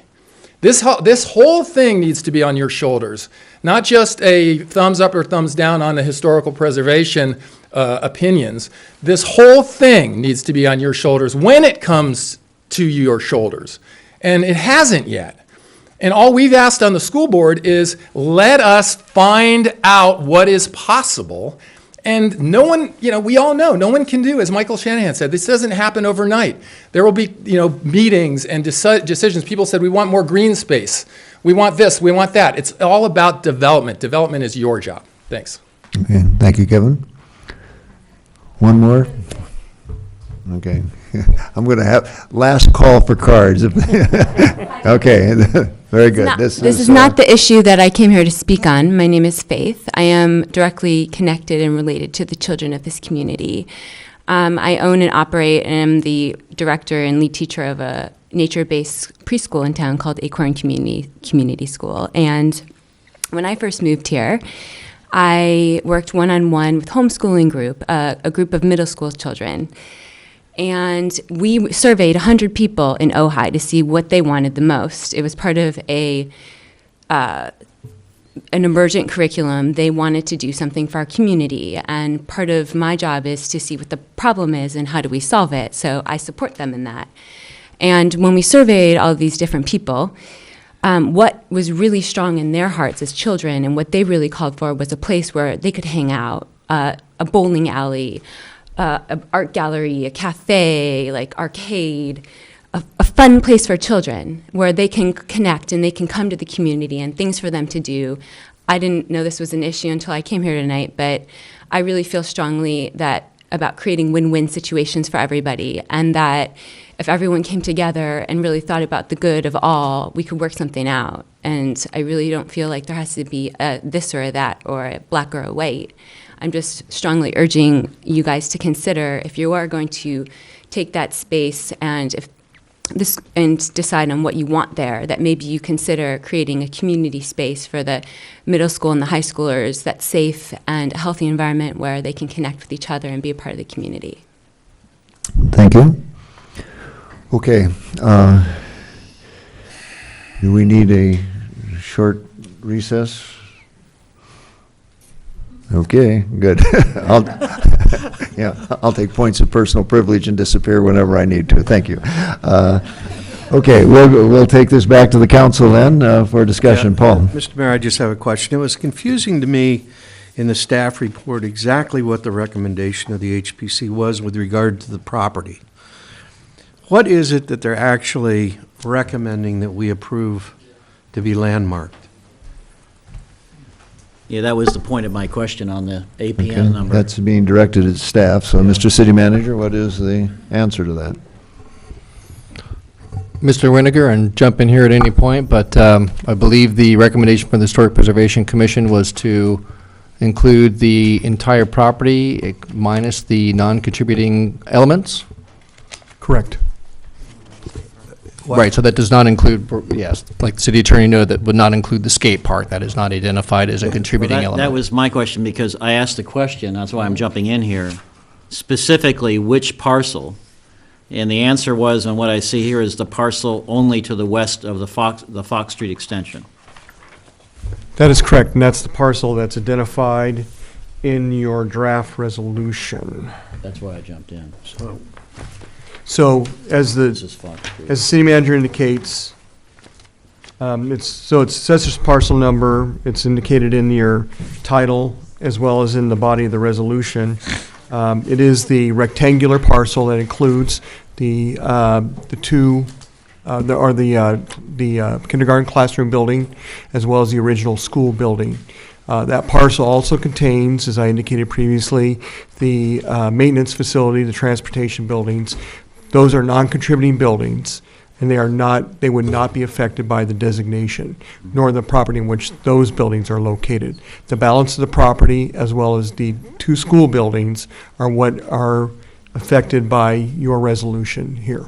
But nothing on the parcel to the east of the Fox Street extension. That is correct. That's parcel 6-7, and it's on actually a separate assessor's parcel map. And that second parcel is the one that contains the skate park, land leased by the school district to the city. And what else? That's it. There's other maintenance, there's other buildings. There's other buildings that for the school district, as well as the parking lot, the park and ride. Now, you said that it doesn't include certain structures or the land that those structures are on. Correct. So you're going to have an island of land that is not designated, surrounded by land that is designated. Well, it's the northeast corner of that property. Northeast corner. So why would we include that then? Because it's all part of one assessor's parcel. There's no way to legally identify that area at this time. Okay, so if we were just sticking to the buildings, why couldn't we just designate, let's say, as an example, the old grammar school building and the auditorium? That's completely within the council's jurisdiction and decision. Absolutely. Agreed. So the answer is a yes? Yes. Yes. Okay. I don't have anything further right now, Mr. Mayor. So, could I ask? Go ahead, I just sure. want to more of the, be clarity. you got the floor. So when I'm trying to understand, when you extend Fox Street up, okay, that takes in the later built school that has existing preschool operations in it, right? I believe so, yes. And then I'm trying to it includes some utility buildings, but not all of them, Correct. a couple of them. All right, and then the difference would be, just to be clear, if we landmark the entire parcel, we have the option of doing what Mr. Blatch talked about. The non-contributing elements in the parcel would be subject to HPC work permits, but would have the non-contributing designation. No, only the designated buildings would be required to have work I want to be clear about that. permits. So only the contributing elements would be subject to HPC permitting, work permits, not the non-contributing elements. That is correct. Okay. Just want to be trying to make sure I'm understanding all this. Along with that question, Matt, so the grounds adjacent to these structures are not included? Correct. The designation as recommended by the Historic Preservation Commission would include the entire grounds, but not the non-contributing buildings.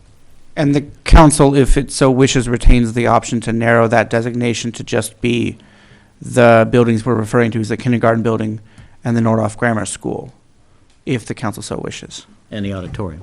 And the auditorium, yes. Okay, and then one other question I had, just for clarification. Is this private property or is this public property? Public property. That's the assumption I was under. And then the other question is, what are the state guidelines in regarding preserving sites on public property? Are there any guidelines as far as how we notify or how we go about working with entities of that sort? There's guidance, but there's no regulations that I'm aware of. I mean, public property can be designated for historic preservation purposes and for landmarks. And I don't anticipate that as the report indicates, probably the only aspect of the structures that would be considered for possible listing on the California Register would be the auditorium. And that would be entirely at the property owner's initiative. When the city would not pursue that, that would be a property owner initiated responsibility. So this would be very much a city landmark, not eligible for national designation and only possibly for a portion of the structure for state listing. So as we approached the landmarking of this site, what I'm hearing is we didn't engage with the school board in a proper manner. So the first question I would have regarding that is, when did we notify them that we were making this decision of landmarking this site? Was it 2013, was it 2015, or was it 2017? Because those are the 3 years that I see that the discussions pretty much started. I think it was 2013 that, and I could be wrong on this, but it was placed on the sites of merit? Okay, so at that point in time, when we place a building of this nature on the sites of merit, did we have any discussion with any of these entities regarding that's what we're placing on sites of merits list, and that therefore in the future, we may be thinking of landmarking this site?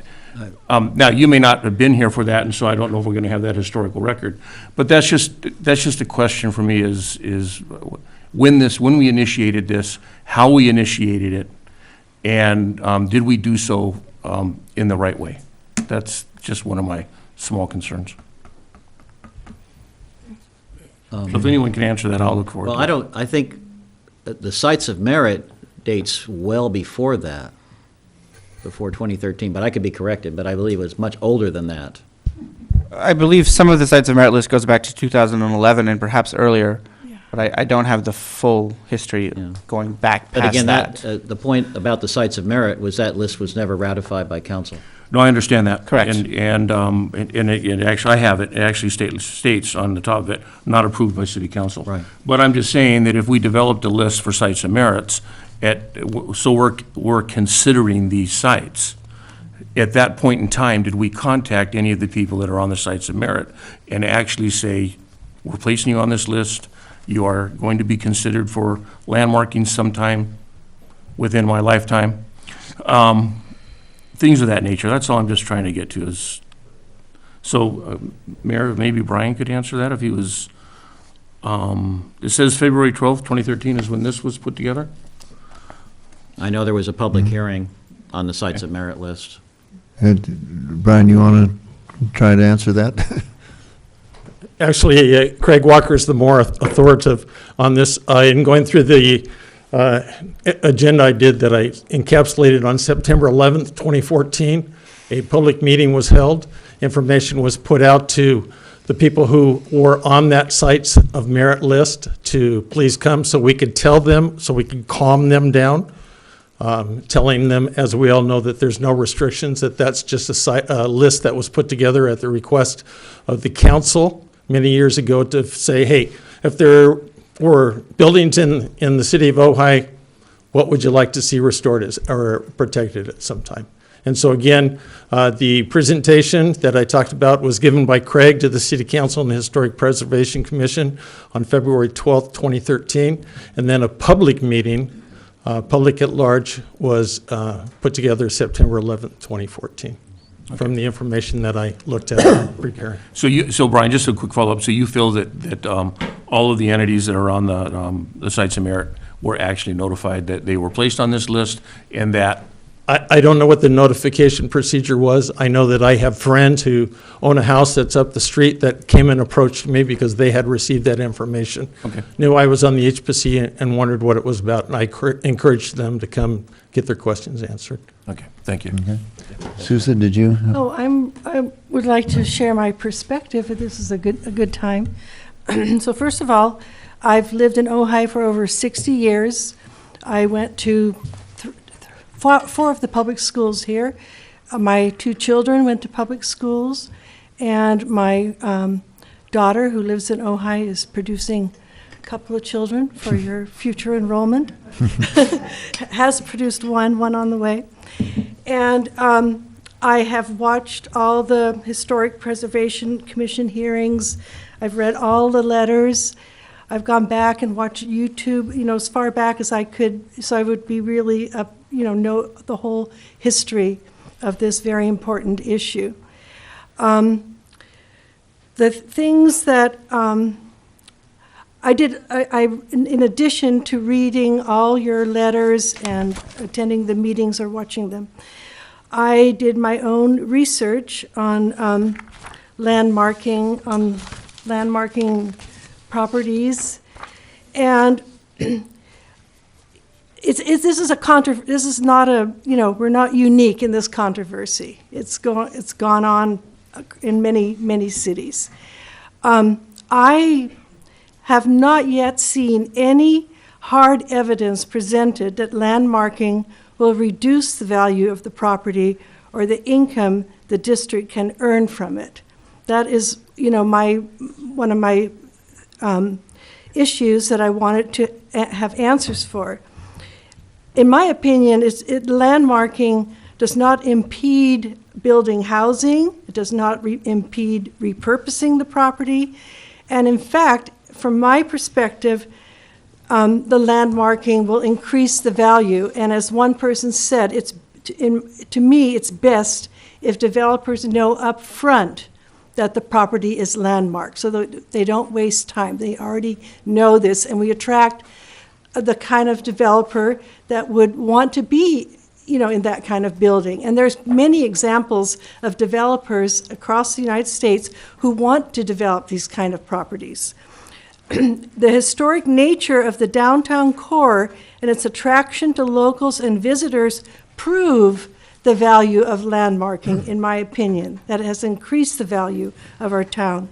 Ojai's international reputation as a community of cultural, artistic, and spiritual significance is in large part due to its historic significance, because past city councils had the foresight to look ahead, decades ahead, as to the long-range value of landmarking.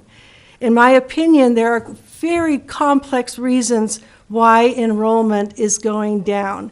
I think we need to address those reasons, not look only to the income from the school to resolve those issues, but the issues are very, very complex, and I, want to work with the school board to address them. It saddens me to hear this depicted as some kind of adversarial situation, because I've never felt that way. If somebody disagrees with me, it doesn't mean I like them any less or respect them any less. I've never felt adversarial toward anyone, so I don't know why some people think this is, that came up. But it seems to me that those who oppose landmarking at this time are setting up a false choice between historic preservation and the economic benefit to our children. To me, this is a false choice. I think we can have landmarking and economic benefit for the children. Considering the location in the heart of town, next to the historic arcade, it seems to me that the wisest long-range decision is to landmark, for sure, the buildings that are in front. To me, that's a continuation of the arcade. There's no question in my mind that that should be landmarked. If the buildings, we don't know what the future holds. If the buildings are drastically altered, or I don't think they'll be destroyed, but anything that disrupts the historic significance of the whole downtown is not really good in my opinion, for the greater good of Ojai. And then I've heard the argument that all the changes that are to come would have to be approved by the city anyway. That's an argument I've heard many, many times at these hearings, and that's true, but landmarking offers a level of protection that does not presently exist. To me, it's as simple as that. And that's all I have at the moment. Thank you. Bill? I find a lot of what Councilperson Francina just said is important to really contemplate. And I also find myself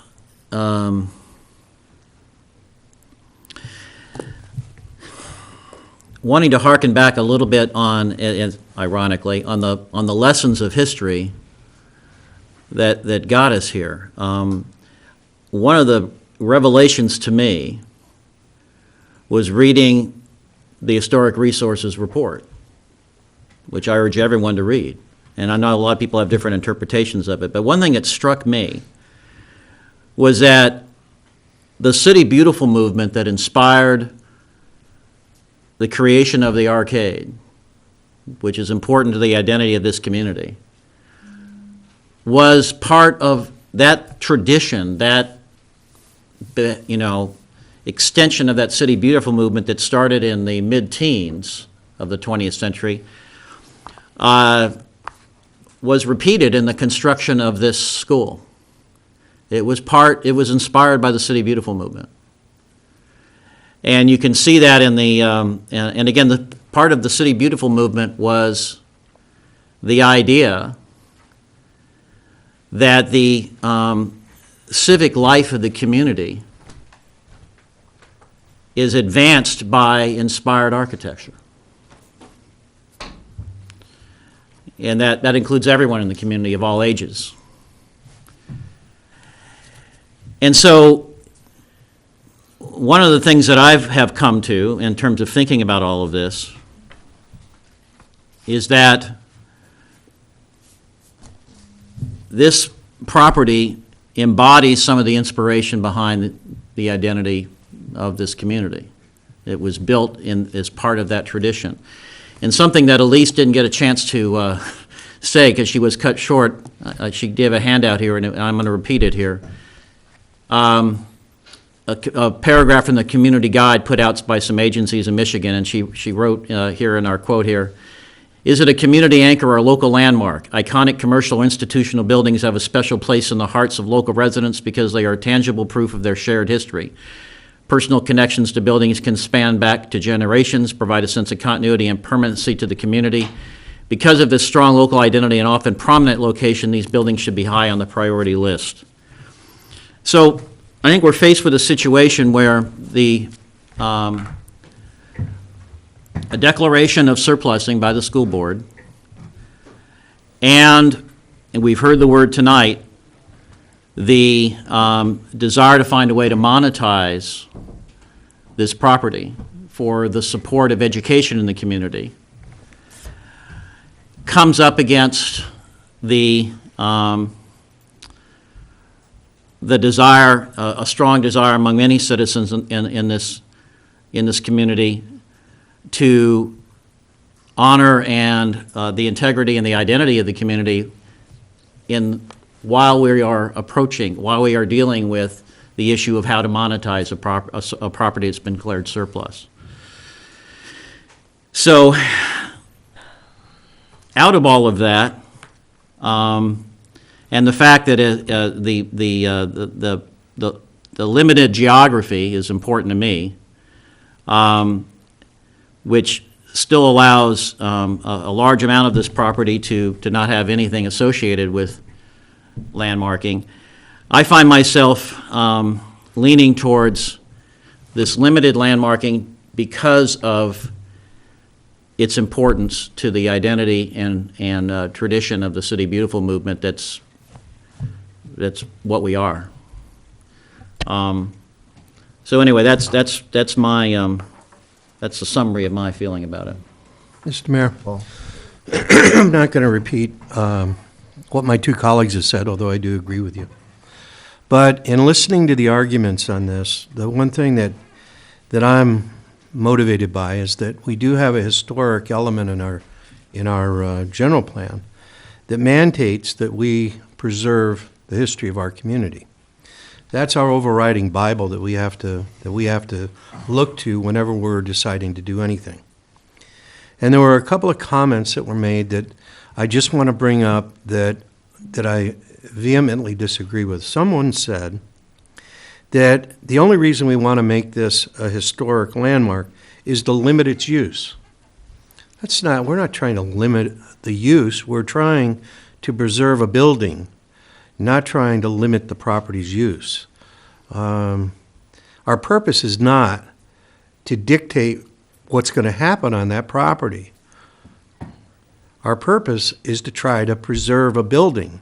And I think back at all the properties that we all grew up utilizing.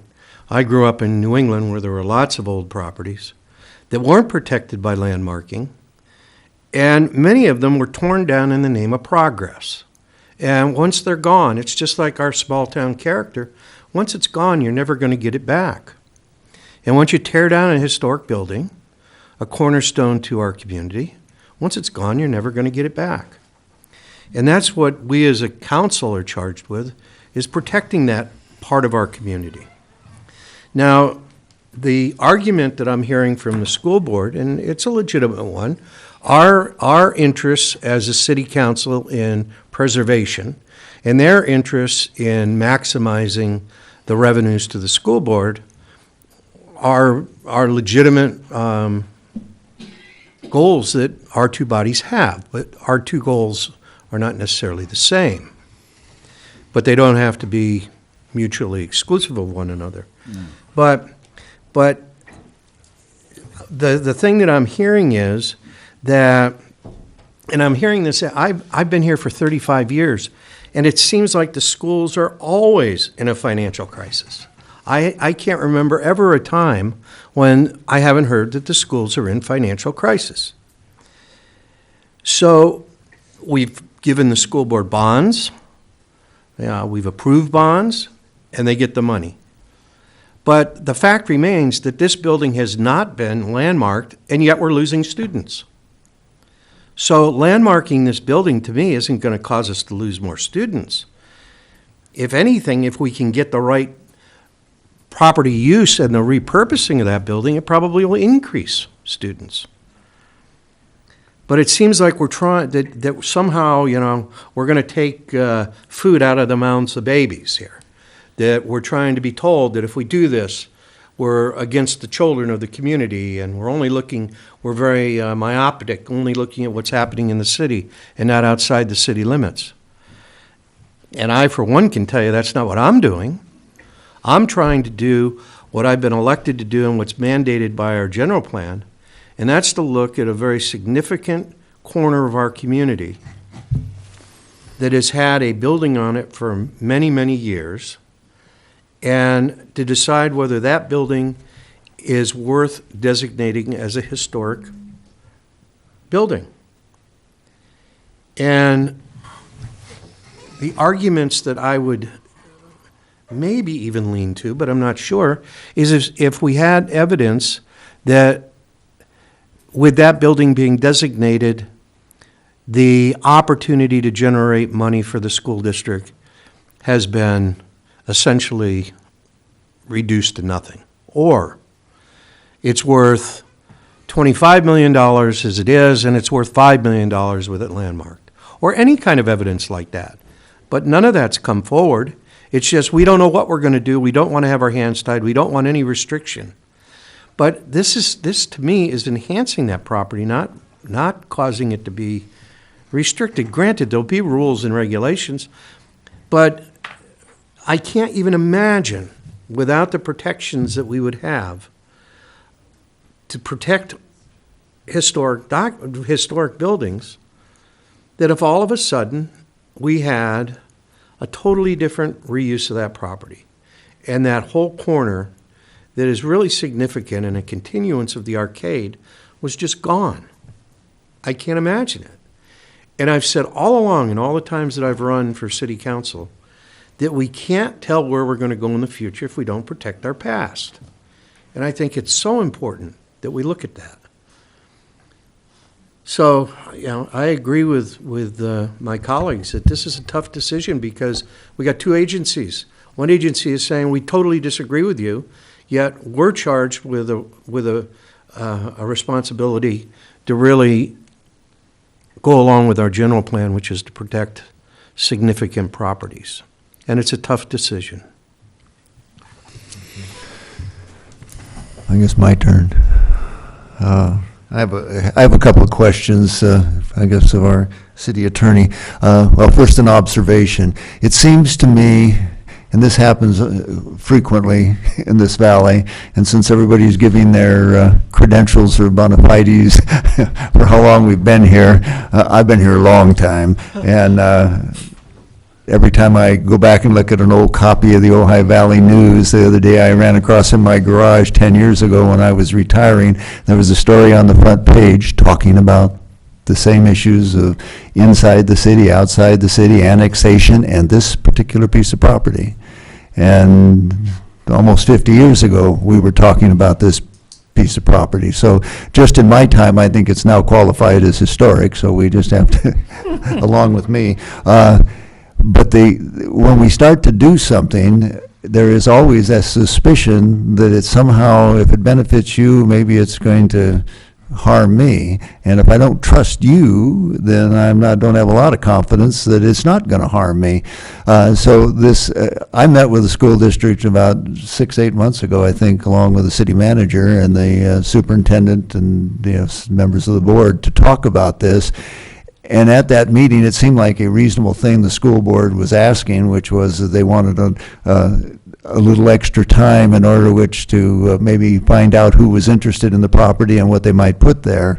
But then this has been moving along years even before that conversation. So my question to the city attorney is on the timing of this, what do they call it in the law, latches? If you sit on your rights, what do you lose them? If we weren't, we've already done the study. It's no secret to whoever wants to develop the property that there will be complications just because of the nostalgia or effect or the history of that property. So they're going to take it into consideration anyway. But I assume the school board, wants to have as little restriction on them as they can have in order to maybe maximize this idea of a stream of income. If we were to reduce what we're doing here tonight or do it at a later date, would we not have the same rights then as we have now to designate this? No, the city council retains the same right to make the landmarking decision in the future if not made tonight. We've already gone through the HPC process, and the code requires at least a 30-day break between the HPC meeting and the council meeting. We've met that requirement. And then it contemplates that the council will take its action within 90 days, but there's no prohibition on taking longer. And there's no prohibition on setting it aside and picking it up at a future date. Okay, because I don't know how long it's going to take the school board, whether they've even started the process. Hopefully they have. I think the idea is to work on the developer's dime a little bit and say, you tell us what you might want to do here, and we may turn our nose up at it after we see it, but we don't want to go spend a lot of money on an idea that you the developer, would turn your nose up at. And that's kind of who's going to show what first is the dilemma we're faced with. So when, as a former developer, one of the most important things for a developer to make a proposal is the certainty they have of what they're dealing with. And so therein lies another dilemma. If we don't designate, how much certainty do they have? On the other hand, this is Ojai, and there are a lot of people right here in the valley that maybe would take a shot at it if they thought they had more latitude. So then, Susan, when you said that it would give it another level of protection, I guess that's the question I have, is if we have the right to give that level of protection a little later without losing anything, if that's what I understood the city attorney to say, it seems that one way to dispel the paranoia or the suspicion of one another is not to, if we're not have to be in that big a rush, we've done all the homework, everybody kind of knows where this is going to go. The real question for the developer is going to be, are we talking about just Ojai Avenue and the oldest of the buildings, or are we talking about the whole thing? I don't know where Nick went, but I would agree that the things that really have the charm and affect the economy of the city, not the history, but the economy of the city is that auditorium and the pergola or whatever, the arcade. So there are very levels in which we could approach this, one of putting it in abeyance, or one in, as I think Paul was suggesting, maybe just designating buildings as opposed to the entire grounds, because certainly the bus hangars or barn are, not of great significance. But I think what really is the dilemma for both the school district and for the city is that the school district needs a stream of income for operating expense. I don't, we had a meeting with the school district, and I think my understanding was, if you sell the property, then the funds that come in have to be used for capital improvement. But that's not the real problem of most districts or any operation. It's the operational cost. And so that's where a reliable stream of income comes in. So I don't know where the school district is on trying to identify that, but it may or may not pencil out. So I guess my feeling is if there isn't a screaming rush to do this, I'm happy to sit down with the school board one more time or even several times in order to satisfy them that we are not trying to make the property undevelopable for their purposes. We're really just trying to protect the historic buildings there and the appearance of the community. Mr. Mayor, I see some problems with that. One is, I think it could be interpreted that if we don't landmark it, that we don't think it's significant for landmarking, just by that non-action. It could be interpreted in that way. And also, if we do landmark it, I think we should continue to have dialogue with the school district. Landmarking doesn't stop us from continuing to discuss it after everyone recovers. We still need to work together and continue to talk. Depending on what we landmark, right, Yeah. I would agree with you. Mayor Randy, Johnson? Randy So- has a comment. So this is what's incredible about this community, is just the ability to have this discussion. I think we're all grateful for that. And it also... Some more than others. yeah. No, seriously, because what it does is it gives everyone an opportunity to be heard. And I think that's the most important thing that I believe some people have felt, that they haven't been heard from either side. So I just wanted to talk a little bit about the history of this site and then bring it up to date. The information that we received in our packet, I don't know if how many of you read it, but it's incredible. I agree with Pro Term Wyrick, Councilman Wyrick, that it's good read. In fact, again, I think I said this before, information like this needs to be posted online. This community really needs to understand the history and the value of our history. And even me, like I said, everyone's talking about 60 years and 65 years, and I'm a youngster when it comes to that. But it doesn't mean I don't value and I don't appreciate this community. So in 1875, in our handout, there's a picture of this little square wooden building. This is online. This is posted online. See it. And you know what? And in 1875, obviously they weren't into preservation, because we moved up to 1895. And if you look at that building, you look at the two buildings, and you go, "Oh my God! What the heck happened there?" And if you look further into it, in 1915, there's a photo, and it shows this two-story building with a bell tower and this little dinky hut in the back. Well, the dinky hut was obviously the first school. And then the second generation of this school is that said property. Then you just keep moving forward. You progressively move forward in the history of that 7.5 acres, and you look at from this small box to this big box to this corner L-shaped structure, which for the life of me, I don't understand why they just did an L. Why didn't they do a box? Why, why, other than it probably was money.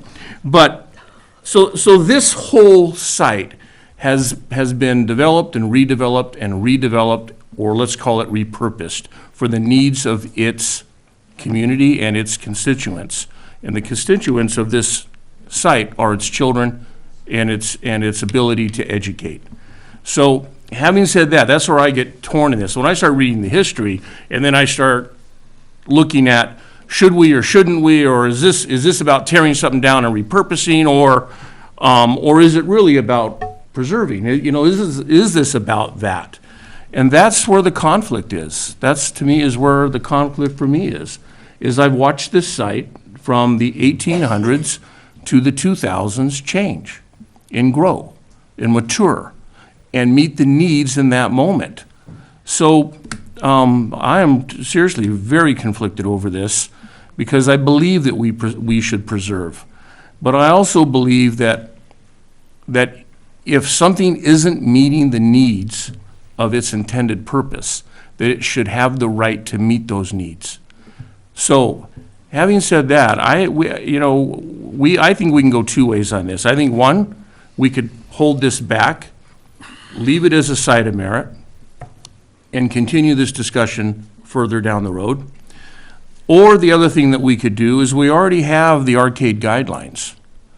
we already have an opportunity to put any type of condition that we want on this site. And that would be, and that's what I heard. I heard it from Paul, I heard it from Souza, and I heard it from Bill, that the integrity of this visual structure and what it means to this community, why can't we maintain the integrity of that visual or that aesthetic down the road with anyone that wants to develop or repurpose that site? So I think there's a couple different ways to go if, depending on how we choose to go. But I'm very conflicted over it. My final thought on this is I'm also conflicted over the discussion of two different bodies having jurisdiction over one piece of property, and why these two bodies can't come together, form some type of committee, and actually work with ourselves and with the community to develop the right repurposing of this site. And that bothers me the most, is that we haven't gone there. We've done a little bit, but we really haven't gone there. Okay, well, I'm going to ask for a motion. Wait, Mr. Mayor, it's 9:25, don't we have to? 10:25. I mean, it's 10, we still have another hour? Yeah, no, yeah. I guess you're really enjoying yourself. I'm really. Okay, I'm gonna ask for a motion on this, or a continuation, one of the two. Okay. All right, you want to, Souza, did you want to make a motion? My motion would be to adopt the resolution approving the designation of the Nordhoff Grammar School located at 414 East Ojai Avenue as City of Ojai History Landmark Number 24, based on the character-defining elements listed in the Historic Resources Report and addendum and noted as exterior objects of record in the resolution. And then you could amend that if you wish certain buildings. Do you have a second? I'll second the motion. Okay, now. Mr. Mayor, I want to respond to Councilmember Haney, in that the history of this clearly has been for educational use through the years, as you pointed out. But what we're hearing is that it's going to be no longer educational use, it's going to be financial purpose. I think that's a big difference to consider. I think if the school board was coming to us saying that they were going to repurpose that for some sort of an administration building or something, that's a whole different story than what we're looking at here. The other thing that I have a question for Mr. Summers is, at what point do we lose the right and control to landmark the property? And I'll give you a hypothetical. If we don't landmark it, and the school board has someone interested in it, comes to an agreement with the school board, and then comes to us with a project which essentially eliminates that building, can we then turn around and landmark it? Yes, the council retains the power to landmark the property up to the point at which the rules with respect to the city are fixed for the property. The rules with respect to the city would not be fixed until issuance of a building permit and substantial construction in reliance on that building permit, which would be past the point you've stated in that hypothetical, when all they would have would be an agreement with the school district, not with the city. And also, But it would, of course, require the right record to support the landmark. may I also ask a question? Does the school district would have to disclose that the building could possibly be landmarked, correct, or not? I'm not going to comment on the propriety of the school district's real estate obligations. That would be a better question for their council. But the school district would be well served to disclose that. Yeah. Thank you. Well, and just part of due diligence of any responsible developer, they would already know just from this meeting here tonight, not counting all the others that we've had, so. And the press coverage. It doesn't take a lot of Googling to figure out that this is under Right. consideration. My argument would be, if we're trying to act responsibly, it's better if we have a commitment to certain guidelines, that those be done up front clearly, so that in the process of looking at how to monetize the property, it's all very clear and upfront, and not some sort of in a reactive mode. I don't think that that is as clean or as proper as saying, we have certain, as it moves into a non-educational purpose, there's certain guidelines. I don't see landmarking in this context, frankly, as very different from just having design guidelines. It in effect is a design guideline. And why not provide the certainty to investors that they know the environment they're going to operate in? So that's why I think this is the right thing to do. Are we in discussion right now? Right, we are. So the only other thing that I'd like to offer to all of this is the bell.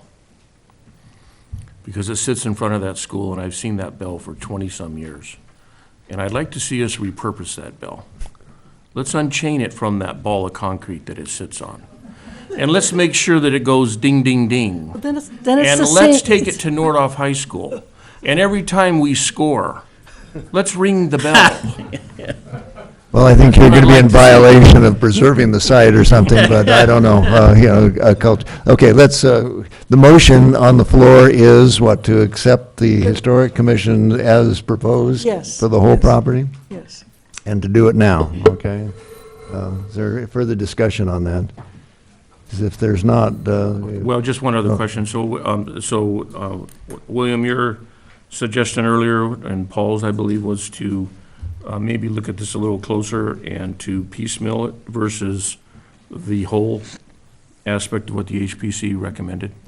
So would we be better off served doing the front of the school, let's call it the L, as being the main body that we're all interested in, and looking at the grammar school and any of the other buildings on the backside as something that we could look at down the road if we choose to, or just remove it from this discussion in general?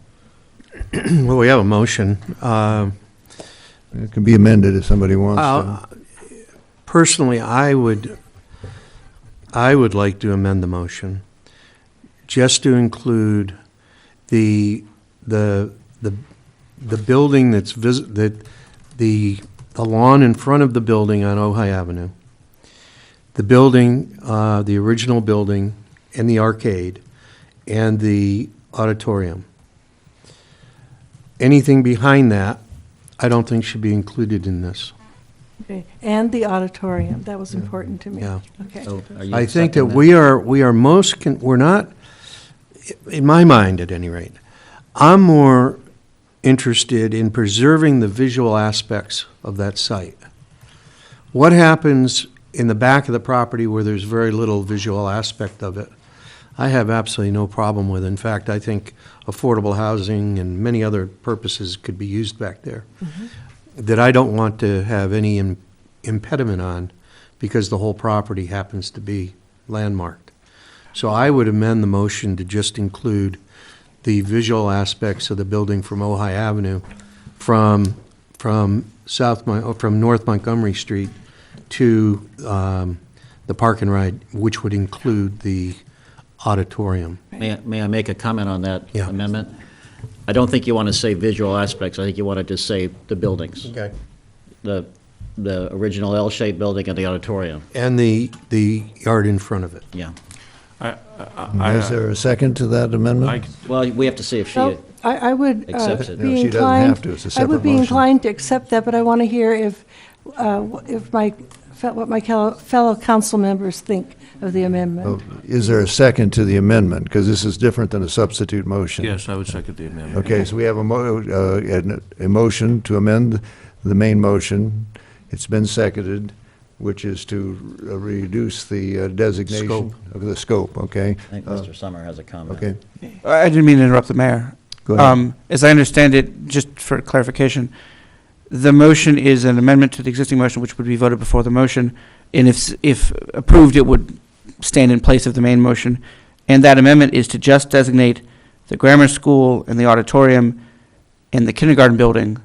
No. No, not the just the kindergarten. grammar school and the auditorium, not the kindergarten building. Correct. And those will be the two buildings that face Ojai Avenue, Right. And the area in front of the building. and the area between the buildings and Ojai Avenue. What? Clarification? Yeah. So the grammar school includes No. all of what now is chaparral, as well as what now is special education, the operations for special ed. He should come to the microphone at a minimum, Microphone. Yeah, but only Andy, if come on up. recognized by the Yeah, mayor. yeah. Okay. That's Okay. I'm just asking clarification on which buildings we're talking about. The L shape, I'm not sure when we say grammar school if you're meaning a U shape, which is what now is currently the business office, rooms 1 through 3, moving into Chaparral, rooms 4 through 10, and then 11 through 13, which is our special education district office operations.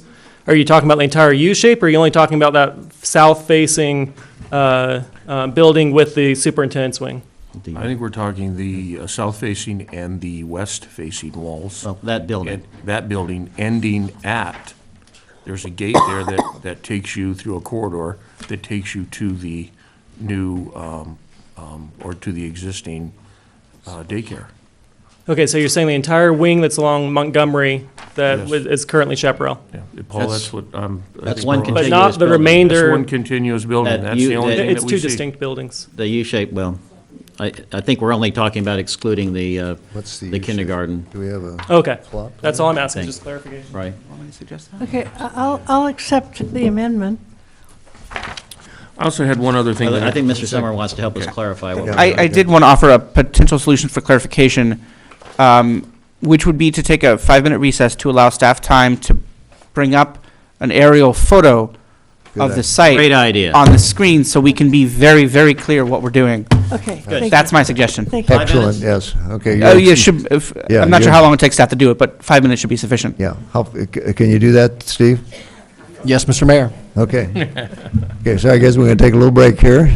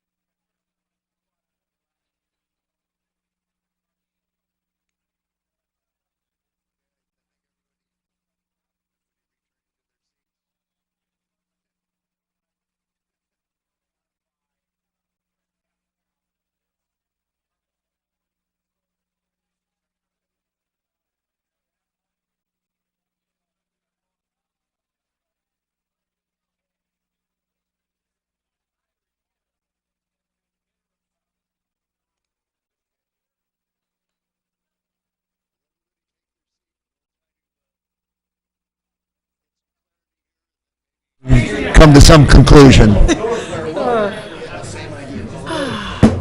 Thank you. It's okay. Good call. Okay, the council meeting is now back in session, and we have a visual up on the screen. Okay, who is going to take a shot at explaining what this is? Okay, well, Mr. Mayor, if I could, to clarify my motion, and it was seconded by Councilmember Haney, but I want to make it clear as to what my motion is, and we'll see where it goes. My motion is only for the building that fronts on Ojai Avenue, not on the building that goes north on North Montgomery Street. That's what my motion is for. Okay, is that clear? And Okay, so- now that that's clear, Yeah. I presume it may need another second, I don't know. Okay. Yeah. Clear with you, Andy? Yeah, okay. Any further discussion on the amendment? I would just, We're just saying, Steve, you want to? Sorry to add any confusion here, but Councilmember Blatz, that also include the grounds in between that building and facing the building? Yes. it Between there and includes Ojai that- Avenue as It well? includes that front building. And the grounds? That's on the corner of North Montgomery and Ojai Avenue, including the grounds in front where the bell currently is and whatever else between that corner and including the auditorium. Thank you. Okay. Bill?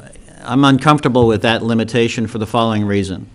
The Historic Resources Report made it very clear that the original vision of the architect was to have an expandability within the architectural integrity.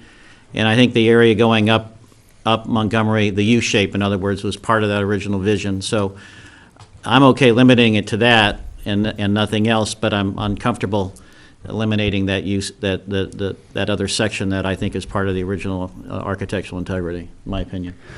Okay. and just, I'm sorry, go ahead, Okay, Susan. no, you go ahead. Well, just one thing for clarity, what I heard is the, everything going from the back of the building northward has all been added on, again, over the years.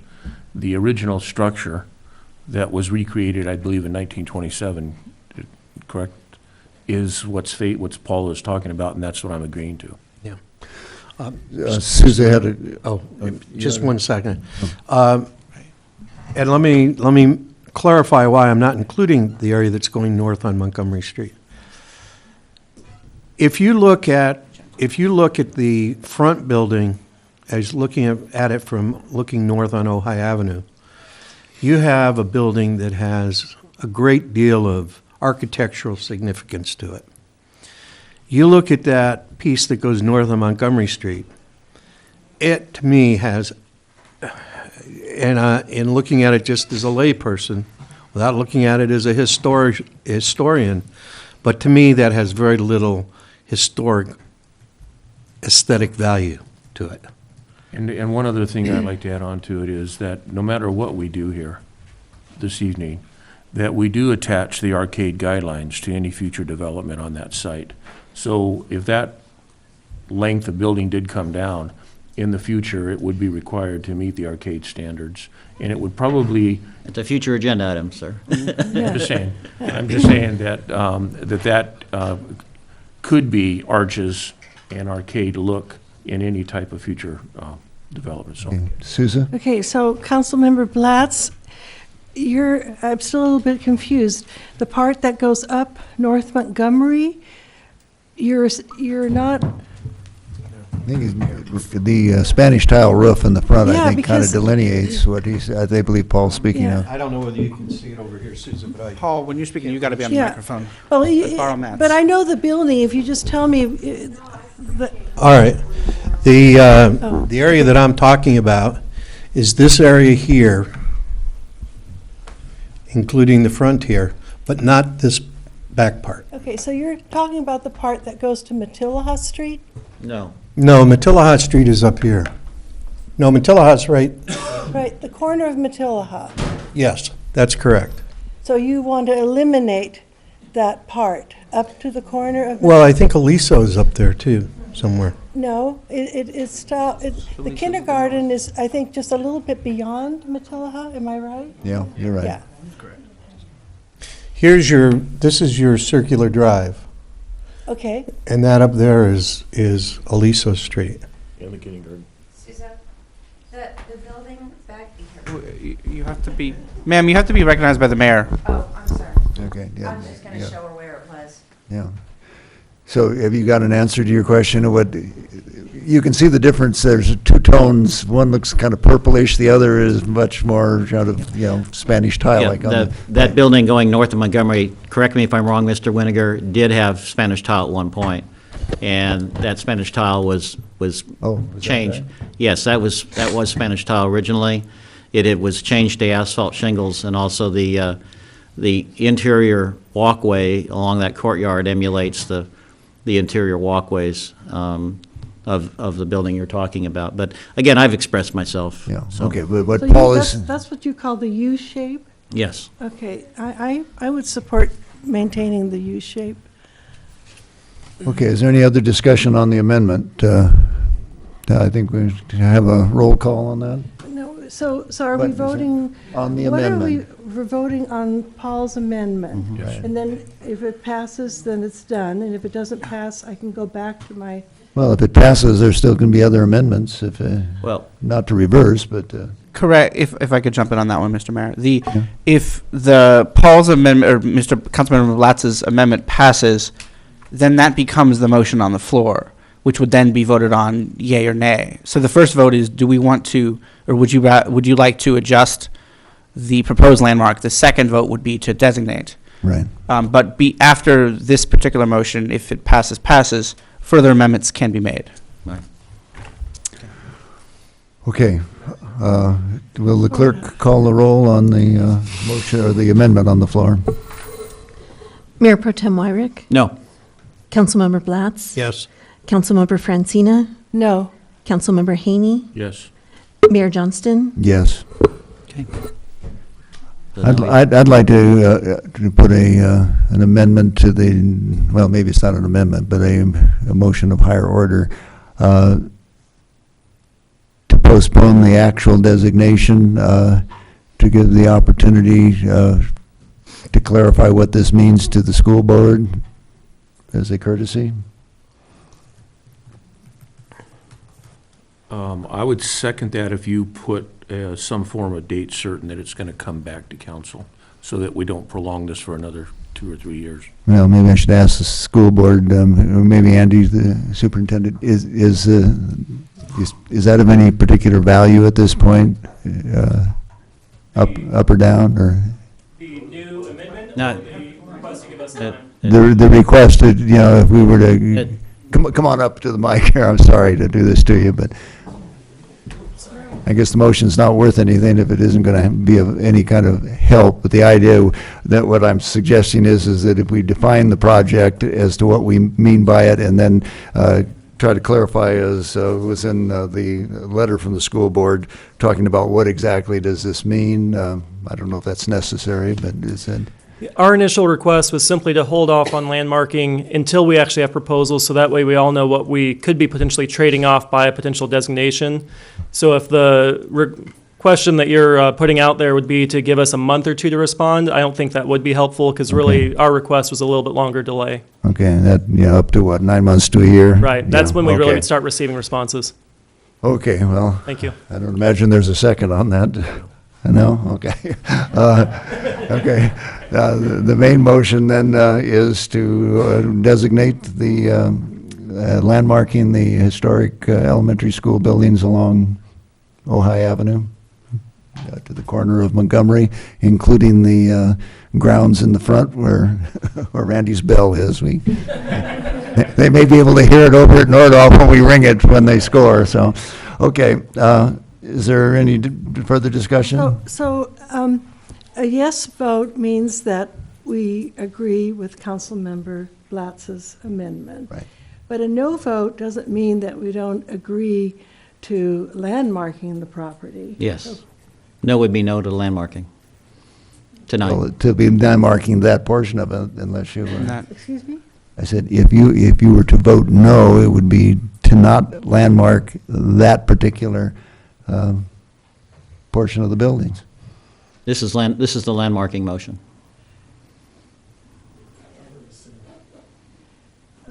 Yes is agreeing to Paul's description of what we're going to landmark. know is that you're not in agreement to that. Well, no, that's not exactly right. Yeah, We've already decided what the description's going to be. Right. That's set. Right. So now the question is, correct me if I'm wrong, Mr. Summers, is whether or not we're going to landmark what we agreed to do in terms of the restricted description. Right, that's what I said. Correct. If the goal was to widen the description again, that would take a reconsideration of the Right. motion just made, which would Right. have to be made by a member of the majority.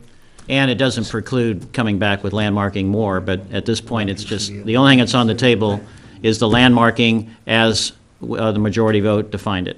Unless some motion for reconsideration of the prior motion is made to reopen reopen the scope of the landmark.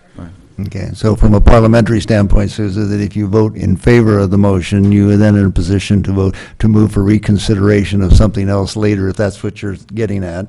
If you vote against it and it passes, then you will not be in that position. So I'm not trying to muscle you into a vote one way or the other, but just your options. All right. Okay, further discussion? If there is none, the roll call? Mayor Johnston? Yes. Mayor Pro Tem Wyrick? Yes. Councilmember Blatz? Yes. Councilmember Haney? Yes. Councilmember Francina? Yes. You preserve your right for reconsideration, okay. All right, number 7 now. Okay, thank you. So now number 7, and I think someone's traveled a distance to get here, so. Number 7. Yay.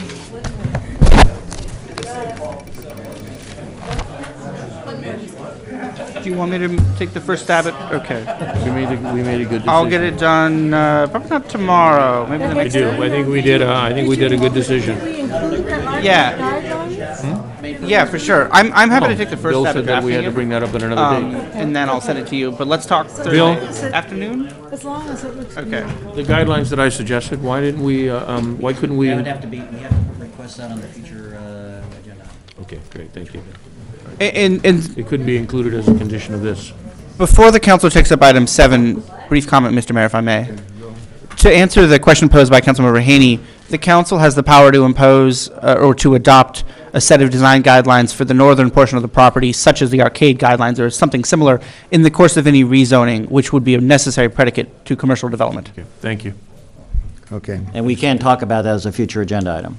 Yes, the council could put that on a future agenda, but couldn't be discussed tonight. Okay. Thank you. We are on item number 7, well. Thank you for your patience. We ready? Okay. About community choice energy. Good evening. My name is Michelle Ellison. I live in Ojai, and I am on the board of the Ojai Valley Green Coalition. As you know, Ojai has an exciting opportunity to get cleaner, cheaper energy by way of a new choice in energy provider that's called Los Angeles Community Choice Energy, LACCE for short.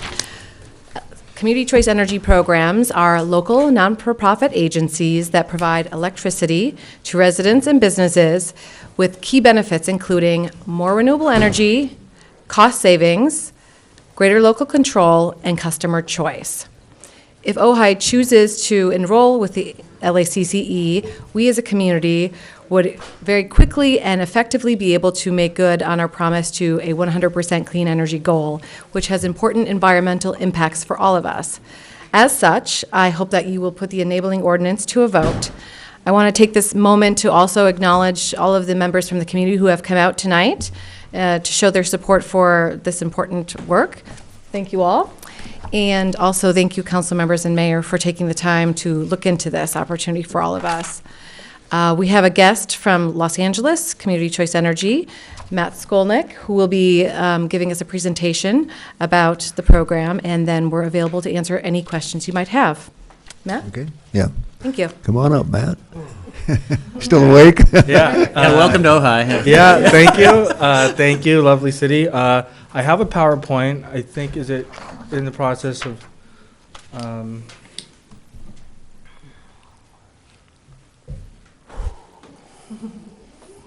Well, sure.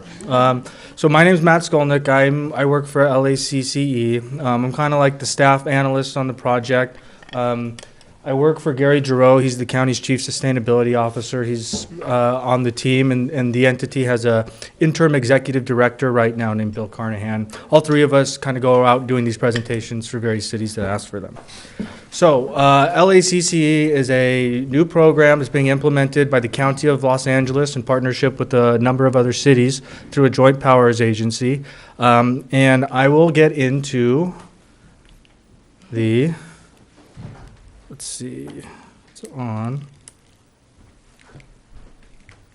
There you go. Okay, so this is one of the more important slides in the deck. This explains kind of what the program is at a very high level. Edison is a... Excuse me, is this in our packet? Yes. On page, is that page 3 up there? That's right, you can just read up there. Is it on page 3? Is that what I see? Yeah. So we can follow along? Yep. Look at item 7. There it is, right there. Dash 4. Thank you, Bill. Somehow in the packet, it looks like it might be a different slide than what I have, a slide deck that I have. It is. I don't know how that would have happened. The one I'm using is the more current version, so there's additional slides in this. A lot of it is the same, so I might point out where it's different. Okay. This slide is the same, the one that I just explained. So Edison is a heavily regulated vertical monopoly, and their business is really separated into 3 different parts. That top box is the first part. They are responsible for power generation. They don't really generate their own power anymore. They contract for it. So they're responsible for contracting for the power and setting their rates that their customers pay for that power.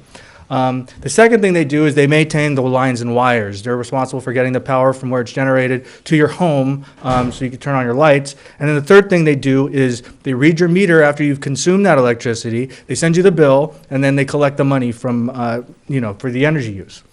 So, and in their business, each one of these is kind of accounted for separately. They're regulated differently as well. So under a CCA program, community choice aggregation or community choice energy, they're synonyms. Local governments take responsibility for that top portion, which is the purchasing of the power or the generating of the power and setting the price that customers pay for that power.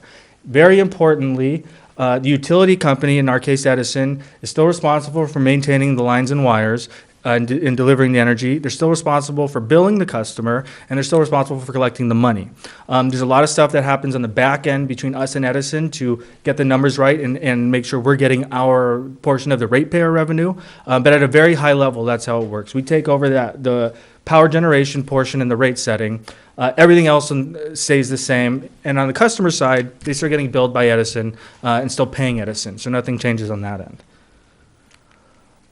This slide shows you kind of the operational CC. This is one that's unfortunately not in your deck.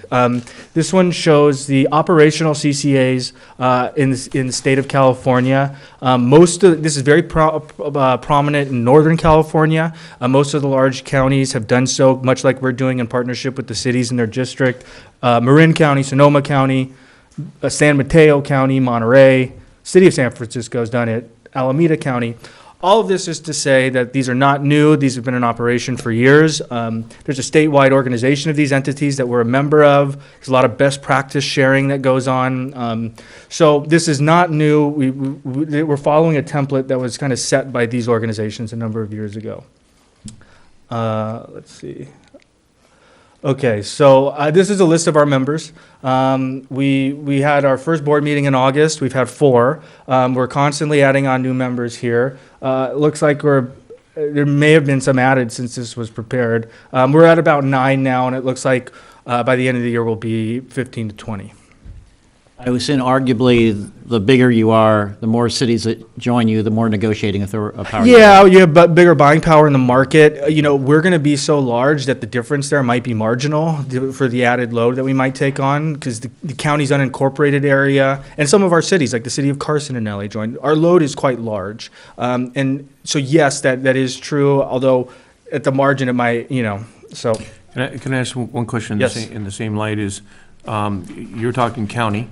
which Carson is a city within Yep. Los Angeles County. So How does this affect Cross County? In other words, we're Ventura County. Yep. We're just a small So- piece of the pie, but you want us to come under your umbrella? I don't want you to. I'm here to provide information if you guys want to. But Providing the opportunity to become a partner. yeah. So the county is one member of the organization. They have one vote on the board, as does all the cities. So if Ojai were to join, they would come in as a regular member with one vote, just as everyone else, just as the county of Los Angeles. When the county joined, they only had control over the unincorporated area of LA County. So when they voted to join, that's the customers that joined. Cities have to make their own decision within LA County. So each city gets one vote no matter what. I'm going to get to that. No matter how many people are in the city? Yeah, that's correct. So it's like the Senate for us. Well, there's a way There's to vote. one exception, though. In the JPA, it provides for load-based voting in certain situations that I would expect the speaker to clarify at the right time. So we tried to address that. So why are customers doing this? Two main reasons. The first is customer choice. When you implement this program, customers can go back to Edison. They can remain stay bundled customers of Edison. You're not removing that option from them. When you implement these programs, the revenue generated from ratepayers, these are nonprofit entities, so the money has to be reinvested in the program.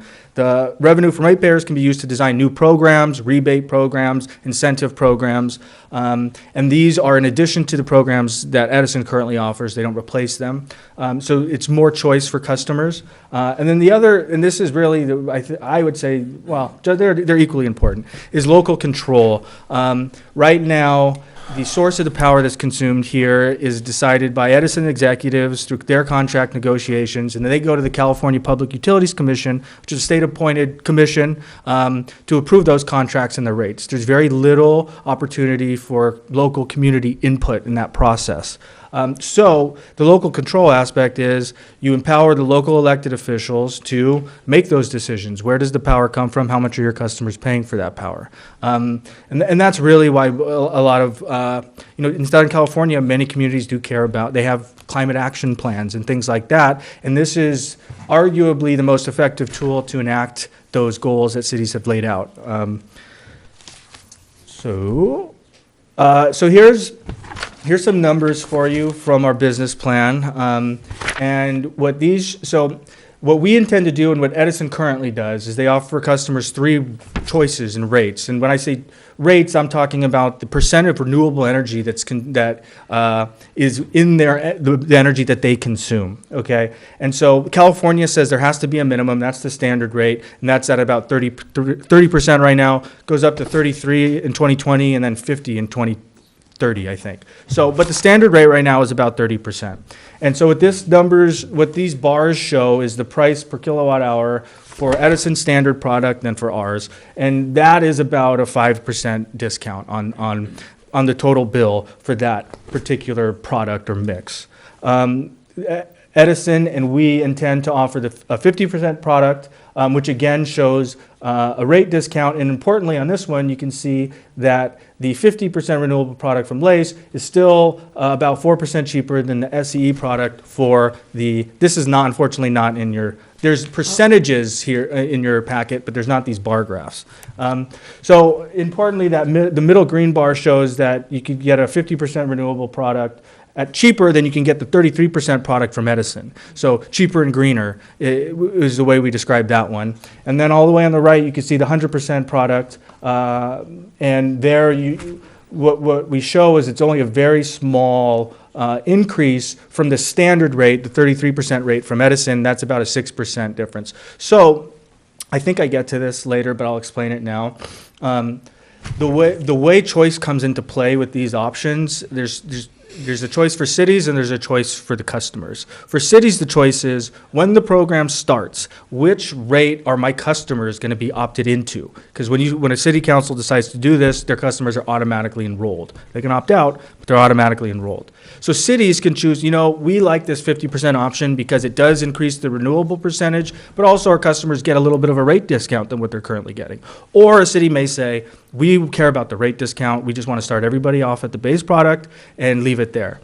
Once that decision has been made and the customer is enrolled into an option, they can choose from there to go anywhere they want to. So if their city council decided to enroll them into 50, but they want to support the environment more and go up to the 100 and don't mind paying a 6% premium, they can do so. So there's a choice for cities, kind of where to start, and there's a choice for customers where to end up after you've enrolled. Now, just for clarification, Yes. when you say the they don't mind, if you do 100%, Yes. then there's a 6% premium? Will you explain that again? Yeah, so when we offer a 100% renewable product to our customers, and they want to they want that product for their house or their business, the price for that product and their electrical bill will only be 6% higher than they're currently paying now, Edison, for the 33% renewable product. So you can go from 33 with Edison to 100 with us and only increase your bill 6%. That's another way to say that. Okay, I think I get it. Personally, I would do 100% no matter what it costs. Right. Well, it's why cities are implementing and communities are implementing the program. Okay. So quick slide here. Of course, when you increase the amount of renewable energy that's being consumed, you decrease the level of GHG emissions. It's to be expected. There's an economic development aspect to this as well. When you obviously with the rate savings, ratepayers have more money in their pocket to spend. And in addition, when these entities mature, they move from contracting their own power to actually constructing the facilities to serve their load. And when they do that, that of course creates construction jobs and kind of the ongoing maintenance jobs at the facility. There are risks going into this program. We don't want to not mention that there are risks. They are the same for any other entity that buys electricity and wholesale and sells at retail like the utilities do. There's very kind of standard risk management policies used by these entities to operate safely in the California energy market, like staggering your contracts, choosing when to choose power based on weather, things like that. So there's a strategy. We had a feasibility study done that looked at all this stuff, and what they eventually concluded was, looking at all the risks, conducting the sensitivity analysis, that there really was no reasonable set of risk-related circumstances that would make this program not feasible. Unless Enron comes back. Unless Enron comes back, and we don't know, that might happen. So, and I'll point out that the list of cities that I showed you that are already doing this, they've been operating for years. Like I said, none of them have had issues, and kind of just on the rates issue, the CCA and the utility every year have to issue a joint rate comparison that basically says, this is what you pay with the utility, this is what you pay with the CCA. So there's public documents that show these programs are successful. They're offering more renewable energy at a cheaper price. And that's why we're confident moving forward. So I'll talk quickly about our business plan. The county's been looking at this for a few years, started back in 2015. Our business plan feasibility study came out in June 2016, and that was where we paid these technical consultants to, measure our load, take everything they know about the price for energy in the California energy market over the next 20 years, and run numbers to see what we could expect to get. And that business plan came out in 2016. That's where those numbers came from, where I showed you the prices for those renewables. And I keep hitting the wrong freaking button. And so what happened was the county got the feasibility study back, and what it said was, feasibility study said we can do this. But it also had us rolling out with the county first, and then kind of adding cities on as an afterthought a year later, and not really kind of leaving it up in the air. And what the County Board of Supervisors said was, well, we really like the idea, but we want to partner with cities to implement this program, much like they did in Northern California. And so the County Board of Supervisors motioned to, before you implement the program, reach out to cities that are interested and eligible for the program and negotiate a joint powers agreement that will include them as partners in the governance of the program, much like they did in these Northern California counties. And so we got that direction, and from December until March of this year, we met twice a month with cities, negotiated the joint powers agreement, And in April, there's a laser pointer, nice. In April 2018, the County Board of Supervisors approved that joint powers agreement. They adopted the enabling ordinance that's required for cities to join. They approved the $10 million in startup funding that we're currently using, and the general plan for the program implementation. I'm sorry, I just wanted to correct you on that. It was April 2017. Oh, did I say 2018? And I went, I thought maybe I went to missed the it. future and checked. I thought and I missed they a couple approved. months, and I was just, No, I knew we had a long debate, I just didn't know how long I it know. lasted. Okay, so April 18, 2017, Yeah. The county board kind of approved all this and said, let's go, after we negotiated that joint powers agreement. Oh my God, I'm gonna lose it. Okay, so getting into the JPA a little bit. Every member gets an equal seat on the board. Most items are just a simple majority. Some special items require 2/3, like amending the JPA, kind of things you'd expect there to be a higher threshold. And then there's this option to call for a weighted vote, which is, and when you call for a weighted vote, cities' vote share is determined by their electrical load, how much their demand is. A few caveats with that, though, is it can't be used to push items. It can't be used to it can only be used to disapprove items that had previously been approved by the simple majority of the board without that load share. Okay. And also, it requires 3 members to call for that weighted vote. So you can't have one large member who has 50. That's not going to happen based on our membership. But so there's a weighted vote, but there's some controls. It's really just a veto for the larger entities, and to give assurances to smaller entities that they're not going to get their voice isn't going to get stamped out. So the JPA asks for 3 committees, Executive Committee, Finance Committee, both of which will be made up of directors, and then a Community Advisory Committee, which a lot of people have interest in. It's going to be a committee made up of members of the public in the service territory that's going to provide oversight and, not oversight, excuse me, they're going to advise the board. And members get to appoint 1 primary director and 2 alternates. And the alternates can be, the primary has to be an elected official. The alternates can be either another elected official, anyone really, a commissioner from that city or a resident from that city who might have relevant industry experience. Some key questions. Franchise fee isn't affected. The UUT is, because that's a collection on the gross revenue bill of your customers, and if you offer a rate discount of 4%, your UUT is going to go down 4% as well. But I'll point out, when cities join the program, they do save money in their utilities budget because their facilities are now receiving a rate discount. I don't think it's going to add up, but we point that out as well. I got into this a little bit. Edison's role, they still bill the customers. They still, when customers get a bill from Edison and they're our customer, what changes is there's a new line item that notes power generation charge from LACE with the amount. Still on Edison letterhead, so nothing changes there. All blackouts, all grid issues, customer calls, those are all Edison still.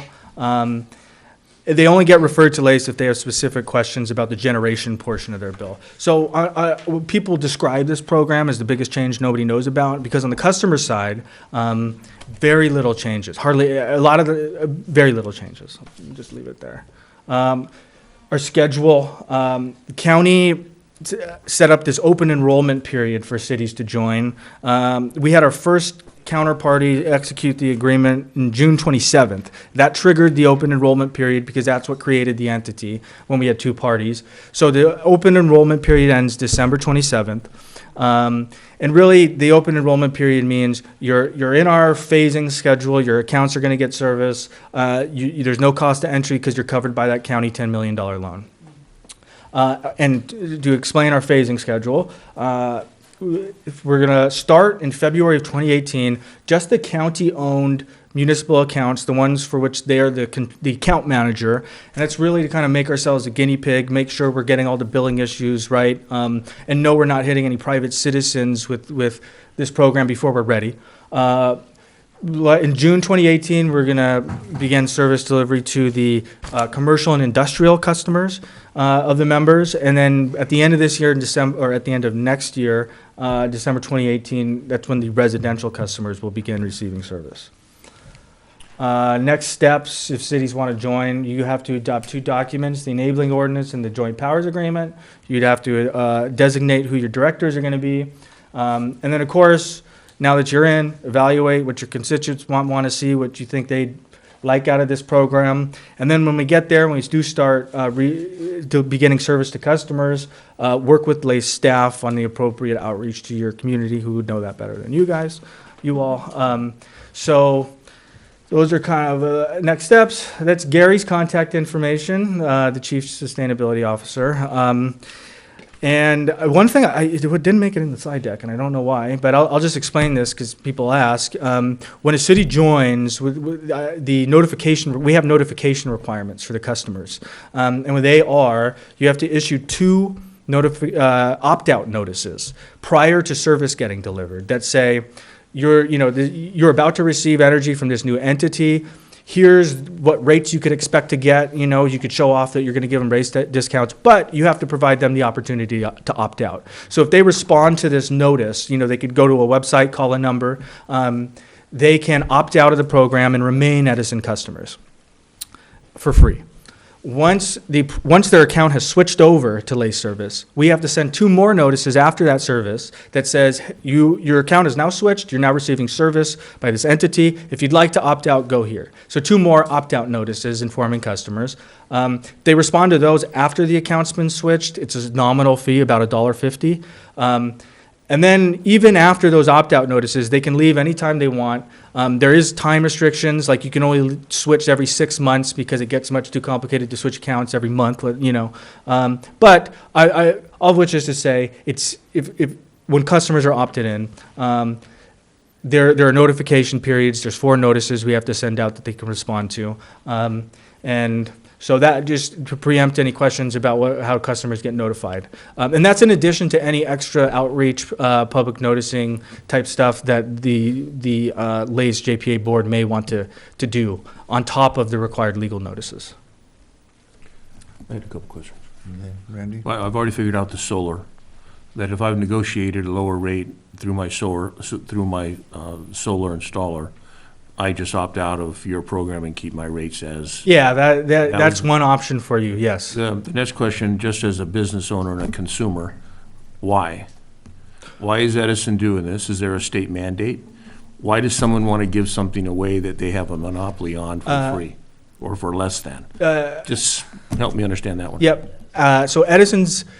The state law that enables this, there's code of conduct stipulations that say the investor-owned utilities have to remain neutral in this. So if you ask Edison, how do you feel about this? They say, we're neutral, we're going to work with them to implement it. That's literally all they can say. I don't, how they feel about the fact that we're launching and taking some of their load, I can't say. We work with them every single day on implementing the program and getting the data right.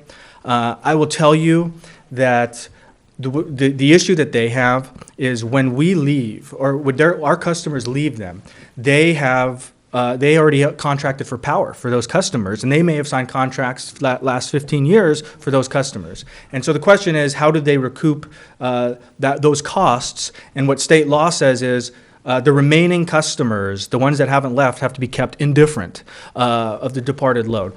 So what happens is, Edison sells their excess energy, and then the above market costs get spread out between CCA customers and their remaining customers to keep them whole. And what Edison is arguing is that the proportion that CCA customers are paying is much, much, much too low, and that there's a cost shift going on to that where their bundled customers are having to pay like $100 million this year because of the cost shift. So they're against it on that basis, that they don't think there's the regulatory calculation for what happens when their customers leave is fair to them. And there's a regulatory proceeding going on in 2018 that's probably going to last a whole year that's going to reevaluate this It's called the power charge indifference adjustment, and it's going to change. Nobody knows how yet, but it's probably the hottest topic in the CCA world going on right now. So Edison is paying very close attention to this. They can't publicly say don't join, though. They can't, but they do have concerns. In this, when Michelle and I were talking, my understanding is that if you sign up by midnight Saturday night, there's no charge to get in, but you get 90 days to sort of do your due diligence and buyer's remorse if you, for whatever reason. So what the JPA says is that there's this open enrollment date, and at the close of the open enrollment date, the board as constituted can decide the policy for new entrants. And so really, I can't say what the policy is. There isn't one yet. But what I can say is that the staff, we're having a board meeting next week, December 7th on Thursday, and one of the agenda items in the staff report is going to be a discussion over this policy for new entrants, because I think the board wants to be proactive, and they want to have a policy in place for when cities join, in January, February next year. And they're not left dealing with it after the fact. And so as I said, it depends on what the board votes and everything, but I think what the flavor is of the policy, it's going to be, they want to be encouraging of new membership, but they also want to make sure that the entry of new members is within the financial interest of LACE and its ratepayers. And so, for instance, it may be that if a new city comes on, power's a little bit more expensive now for them than it would be in 3 months. So we would ask for a delay to enter until it makes financial sense for our cash flow and cash flow requirements. So I can't really give you a policy for what's going to happen after December. Nobody wants to make it difficult. Everyone just wants to make it fair. And that's kind of what I can say at the moment. We should have a resolution to this after Right December now, 7th. But right now, if we get in by the 27th, You're in. you're Yeah. in. Yeah. And the buyer's remorse period is what? No. Or cooling off?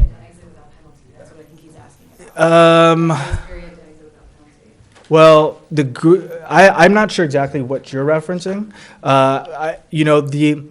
The policy for exiting is, I'm trying to think what's in the joint powers agreement, but basically, if a member joins and they approve a contract for power for their load, they can't leave in the middle of that contract and leave the other members on the hook for that power. Right. So I guess you could come in and then get out before you vote on any power contracts, which might be in April. So you might be able to attend 3 meetings before you leave. But actually, now that it gets complicated, and there's no set 90-day policy that I can reference. If we haven't really talked about what would happen if a member joined quickly and then left. It would create a lot of complications because, for instance, in January, we're going to file an amended implementation plan with the CPUC that's going to include all our new members. So if you join, you're going to be included in that implementation plan. That's going to be the basis of a few different things that'll happen after that. And I'm not sure. I really can't say. There's no policy in place. That'd be for the lawyers to figure out. Well, what I think is important to realize tonight is the only thing before us tonight is whether we give direction to draft an urgency ordinance for us to consider. Mm-hmm. So actually, some of these questions, I think, are some due diligence can occur between tonight, if we want to go ahead, and when it's actually before us to adopt. Mm-hmm. So I think tonight, the important thing to focus on is whether we want to have the option. No, I realize that from a previous conversation, it seemed to me it was a no-brainer, no risk. But it may, as you point out, there are some complications as to when the energy bundles are being purchased and who's in and who's out. People shouldn't be playing cherry-picking the thing. Right, right. That's the issue, is that it does get very complicated to manage when you have things shifting all over the place. Mr. Mayor? I just have a couple of very specific questions. Sure. One is, for those of us that have solar, yeah. Does the process allow for selling power back to the group? So as a new, because it's empowered now to design rates and set rates, it can choose a net energy metering program, or are you talking about a feed-in tariff? the entity can implement any program that's allowed by state law. So it can mimic anything Edison's doing if it chooses to do so. And one of the benefits is it can do other things, not just the blanket policy that Edison has. I think our goal for the rollout is to mimic everything Edison's doing and not change anything for customers until more thought's put into maybe we could do it a little better this way or a little better that way. I think we want to have minimal impact on the changes to customers, at least initially.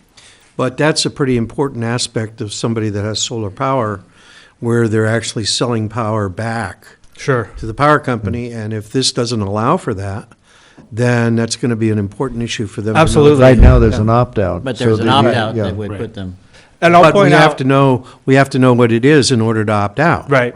I'll point out for customers that have these special programs, in addition to the opt-out notices, Edison sends them a letter that says, you are about to switch service and you're no longer eligible for this program.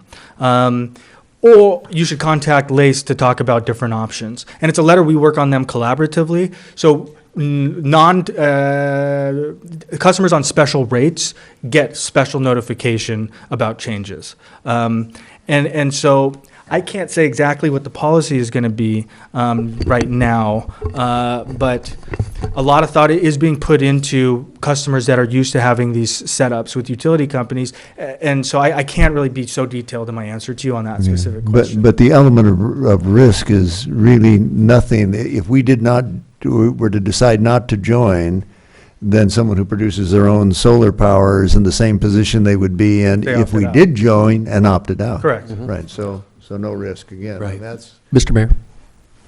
Excuse me to interrupt. Just want to point out that we're rapidly approaching 10:30. If the council wanted to take up any items before that deadline, just wanted to make you aware of that. anything that anybody feels is critical. Is there anything time sensitive that we? This is the only one that's time sensitive. Okay, Needs to be- apparently not. Let's No, there's no other. proceed. There's nothing? Okay. And we had some cards, I believe, on this. Okay, yeah. I had one other question on this, is I imagine, because you don't have a lot of information, and I'm glad you're not just giving us something off the top of your head, facts are important at this I stage tried of the that. game. I've tried that before. It And I doesn't work. appreciate that. Yeah. But I would imagine, like with any other entity like this, where there is an open enrollment period, that I'm sure that there's going to be one on an annual basis. I would just think it just makes sense that you would have the opportunity to enter and exit, but in a timely manner, not in a, like you said, a willy-nilly or. Right, and so that's correct. And as an example of that, the original JPA was amended to say if a member wants to leave, the entity will work with that member on an exit strategy that maintains minimal cost, so that it is a safe, amicable parting. And then the last question I have is, you said this has been going on in Northern California for how many years? Marin was the first to launch in 2008. And then Sonoma was the 2008. second in 2010. Are just Southern California, we're just slow on the uptake, or what is it? Yeah, it's really interesting because these have really blown up in the last year or two, because it was Marin in 2008, Sonoma in 2010. And then within the last few years, it's been a number of Northern California counties. LA County is going to be the biggest one when we launch. Riverside County and Coachella Valley Association of Governments are both looking at doing their own thing. I'll give you this stat. I think right now, somewhere around 20% of California customers are served by entities like this, and the CPUC estimates that by like the mid-2020s, roughly 80 customers are going to be served by customers like this. 80%. So, thank you. Slow on the uptake for some reason, but it's catching on. Fortunately, I did see Michelle did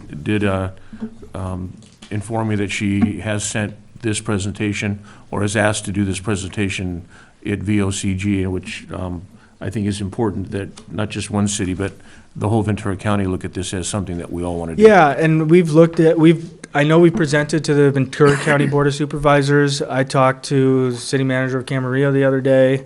So there's interest for sure in this. Okay. And I'll just say, if you guys bring it back at a later meeting, we of course send someone out to give you more detailed answers on questions, if you had specific questions before you wanted to move forward. Okay, is that?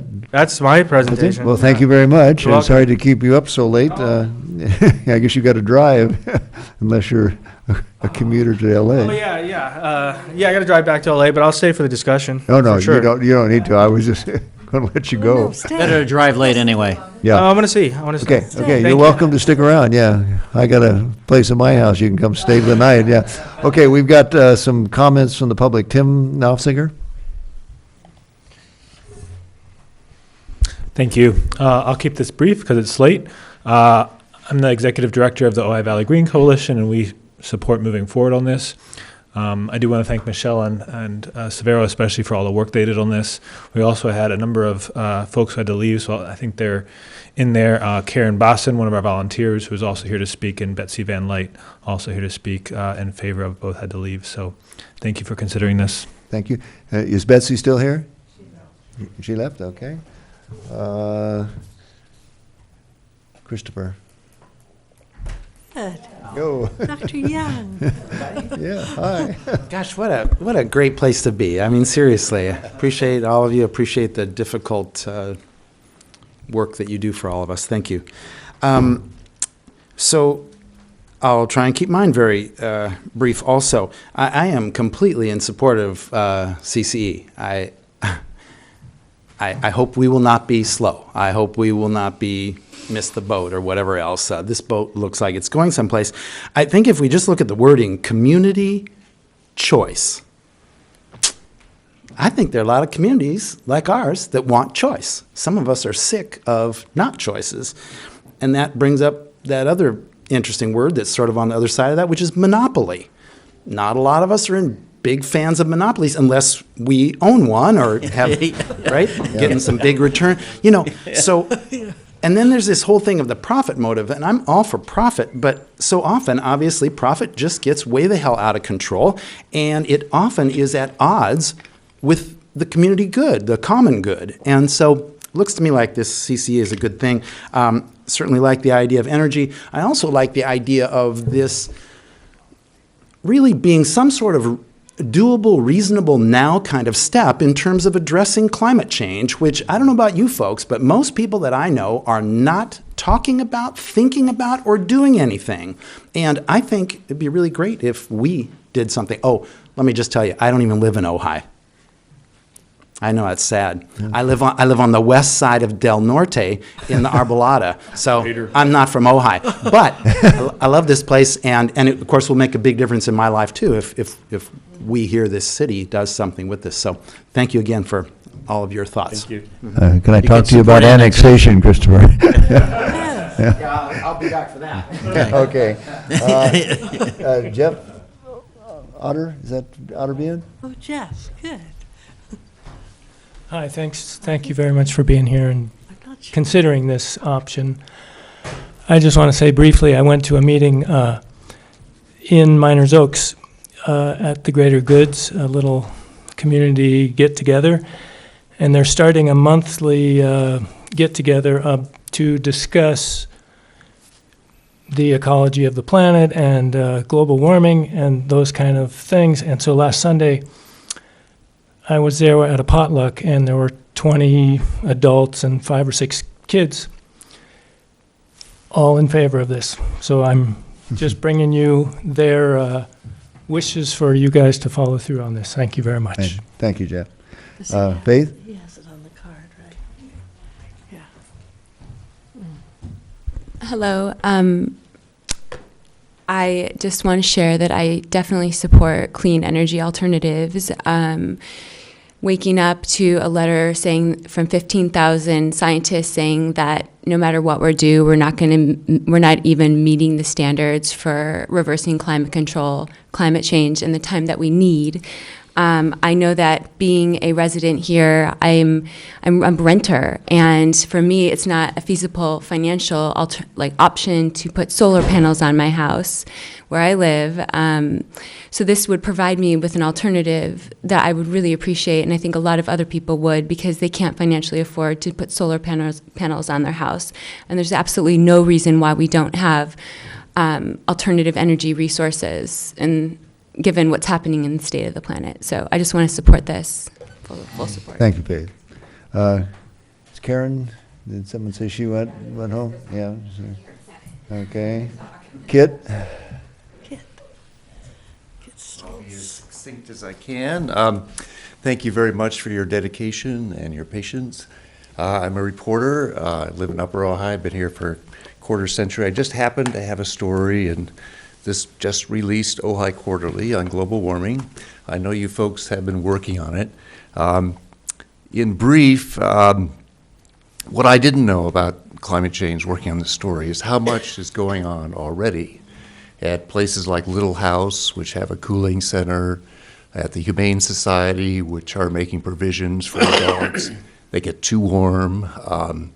In the Land Conservancy, which is working on wildlife corridors, and the fire department fire planning in a very intense kind of way.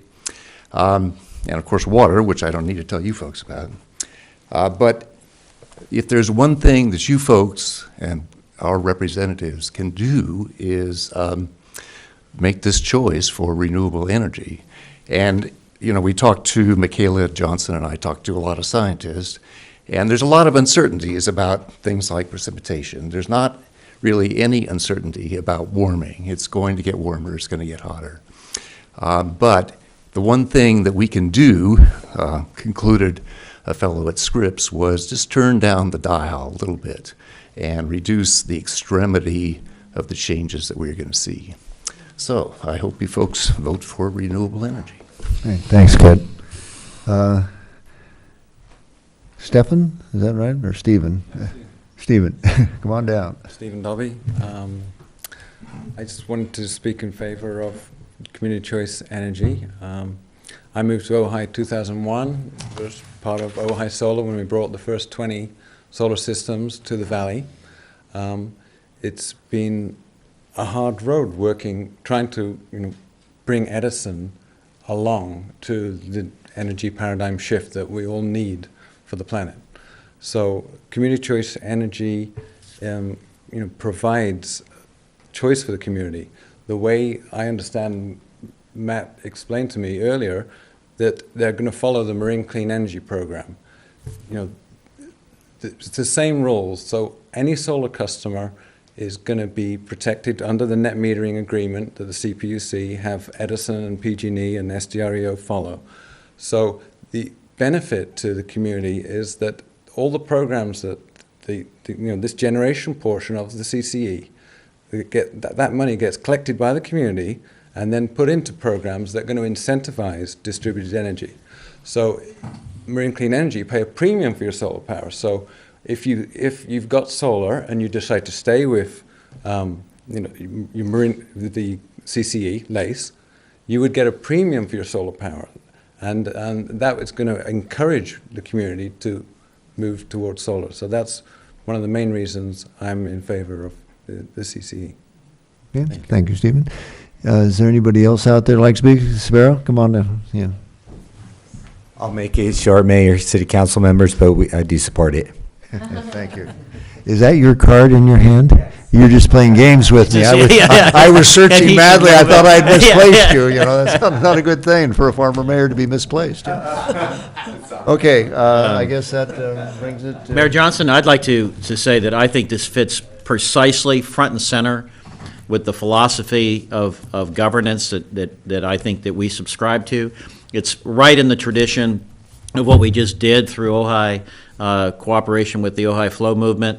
I think we all realize that advancing local control over the in supplanting some of that away from the CPUC is a good thing historically. And so I'm going to make a motion that we direct staff to prepare the necessary documents under an urgency basis to meet the deadline for joining this movement. I'll second it.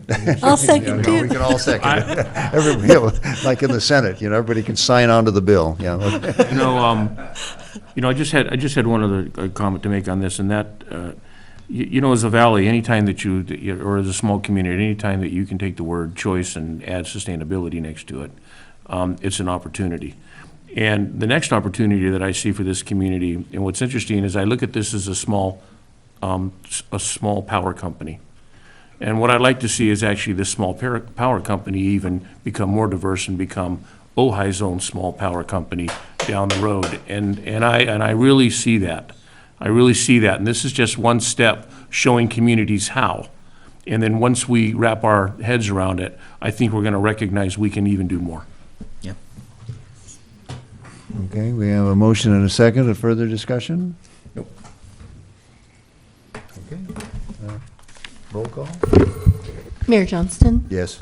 Mayor Pro Tem Wyrick? Yes. Councilmember Haney? I need to think a little bit more on it. Yes.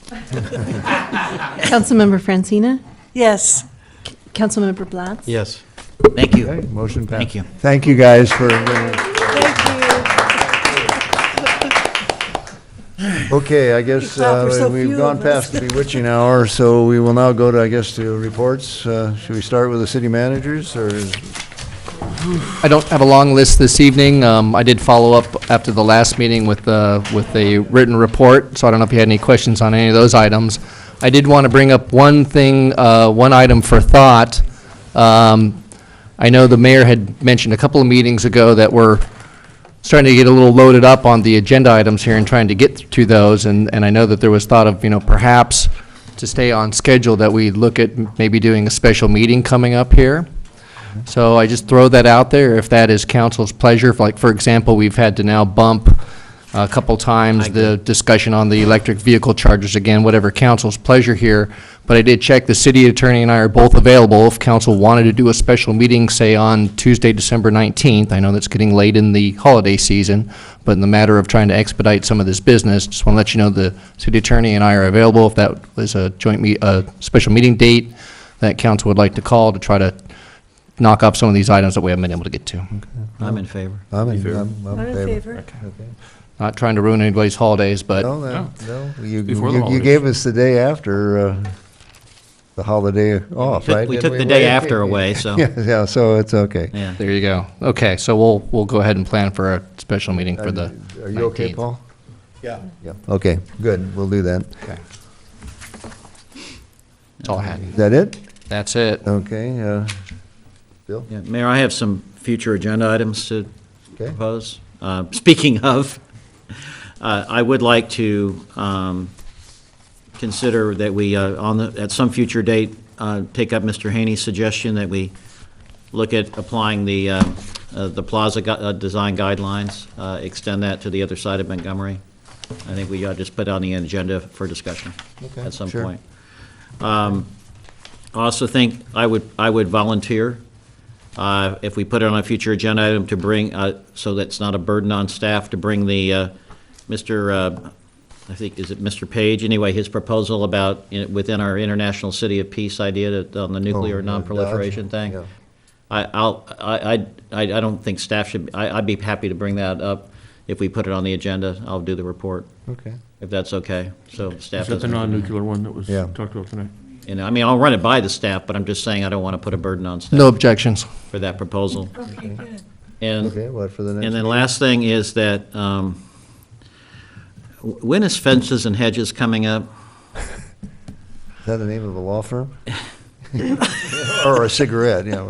I think we could get you something probably by the second meeting in January or first meeting by February. I'll Well, make I that was wondering if there's been an issue that's come up with regard to the, and it's not just one person, but there's been multiple situations where we have, in light of this whole thing, we have fences and hedges and walls within the setback, on Yes. property lines basis. Yes. Can we just maybe bring that up to see Sure. if we want to suspend enforcement until we figure this out on that? Just put it on the agenda to Sure. discuss. Okay. Bet. That's all I have. Okay, anybody else have any agenda items that Soon. they want to sketch up? Okay, how about council member reports? Paul, you got anything? No? I don't know if this is an agenda item or what, but I promised Jane Spiller, who went to who was told, I remember we brought this up, that she was told at the counter about the ADUs. On the ADU issue. And that a door is not good enough to separate, and she said she didn't hear back yet. Okay. Remember that? Yes, I do.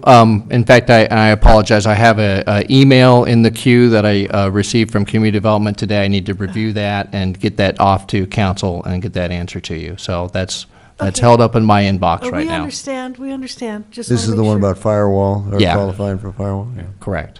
Okay. And It's- doors can be firewalls. I'm sorry. Such a thing as a fire door. Yeah, there is. Oh, a fire door. I know Probably- because I know how much they cost because I have to Yeah. put them in. Yeah, probably more expensive than So- just A putting lot it more in the- expensive, but you can put a fire door in. Yeah. I think the last thing that we might want to bring up is, are we going to get back to Mr. Quillisi regarding his comment tonight?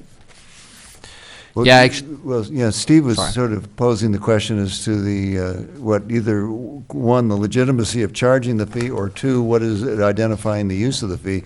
Because I, for one, am wholeheartedly in favor of doing something about, reviewing the general plan. It's so easy to let that slide, and if there's money there in a fund for that purpose, it would seem like, you can't do it with existing staff normally, with the workload we have.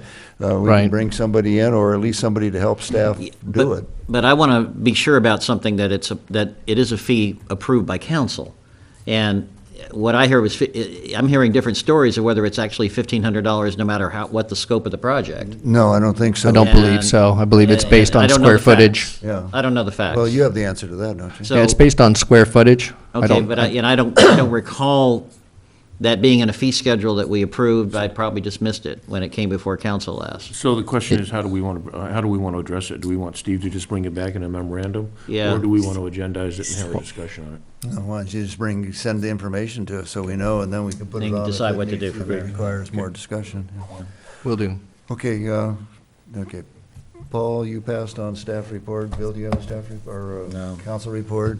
Randy? It's too late. You got anything? No, nothing, but Okay. I tell you what, I value this is great. Yeah, It's this not, is it's great. not, it's a different Yeah, it's thing, something. yes. Is it a tradition for the liaison from the planning commission to speak, or not? Are you not the No, liaison? we don't need them to speak. Okay, we don't. We They're- didn't, he got to You speak were- early. You're fine. Okay, we get to go home. All right. I don't know whether he is interested or he just doesn't trust us, but he hangs in till the last dog is hung, right? Yeah. He's Hope I'm he's not- dutiful. Okay. He's Very Well, if there's no further business, this meeting stands adjourned. Thank you. Great. Good meeting.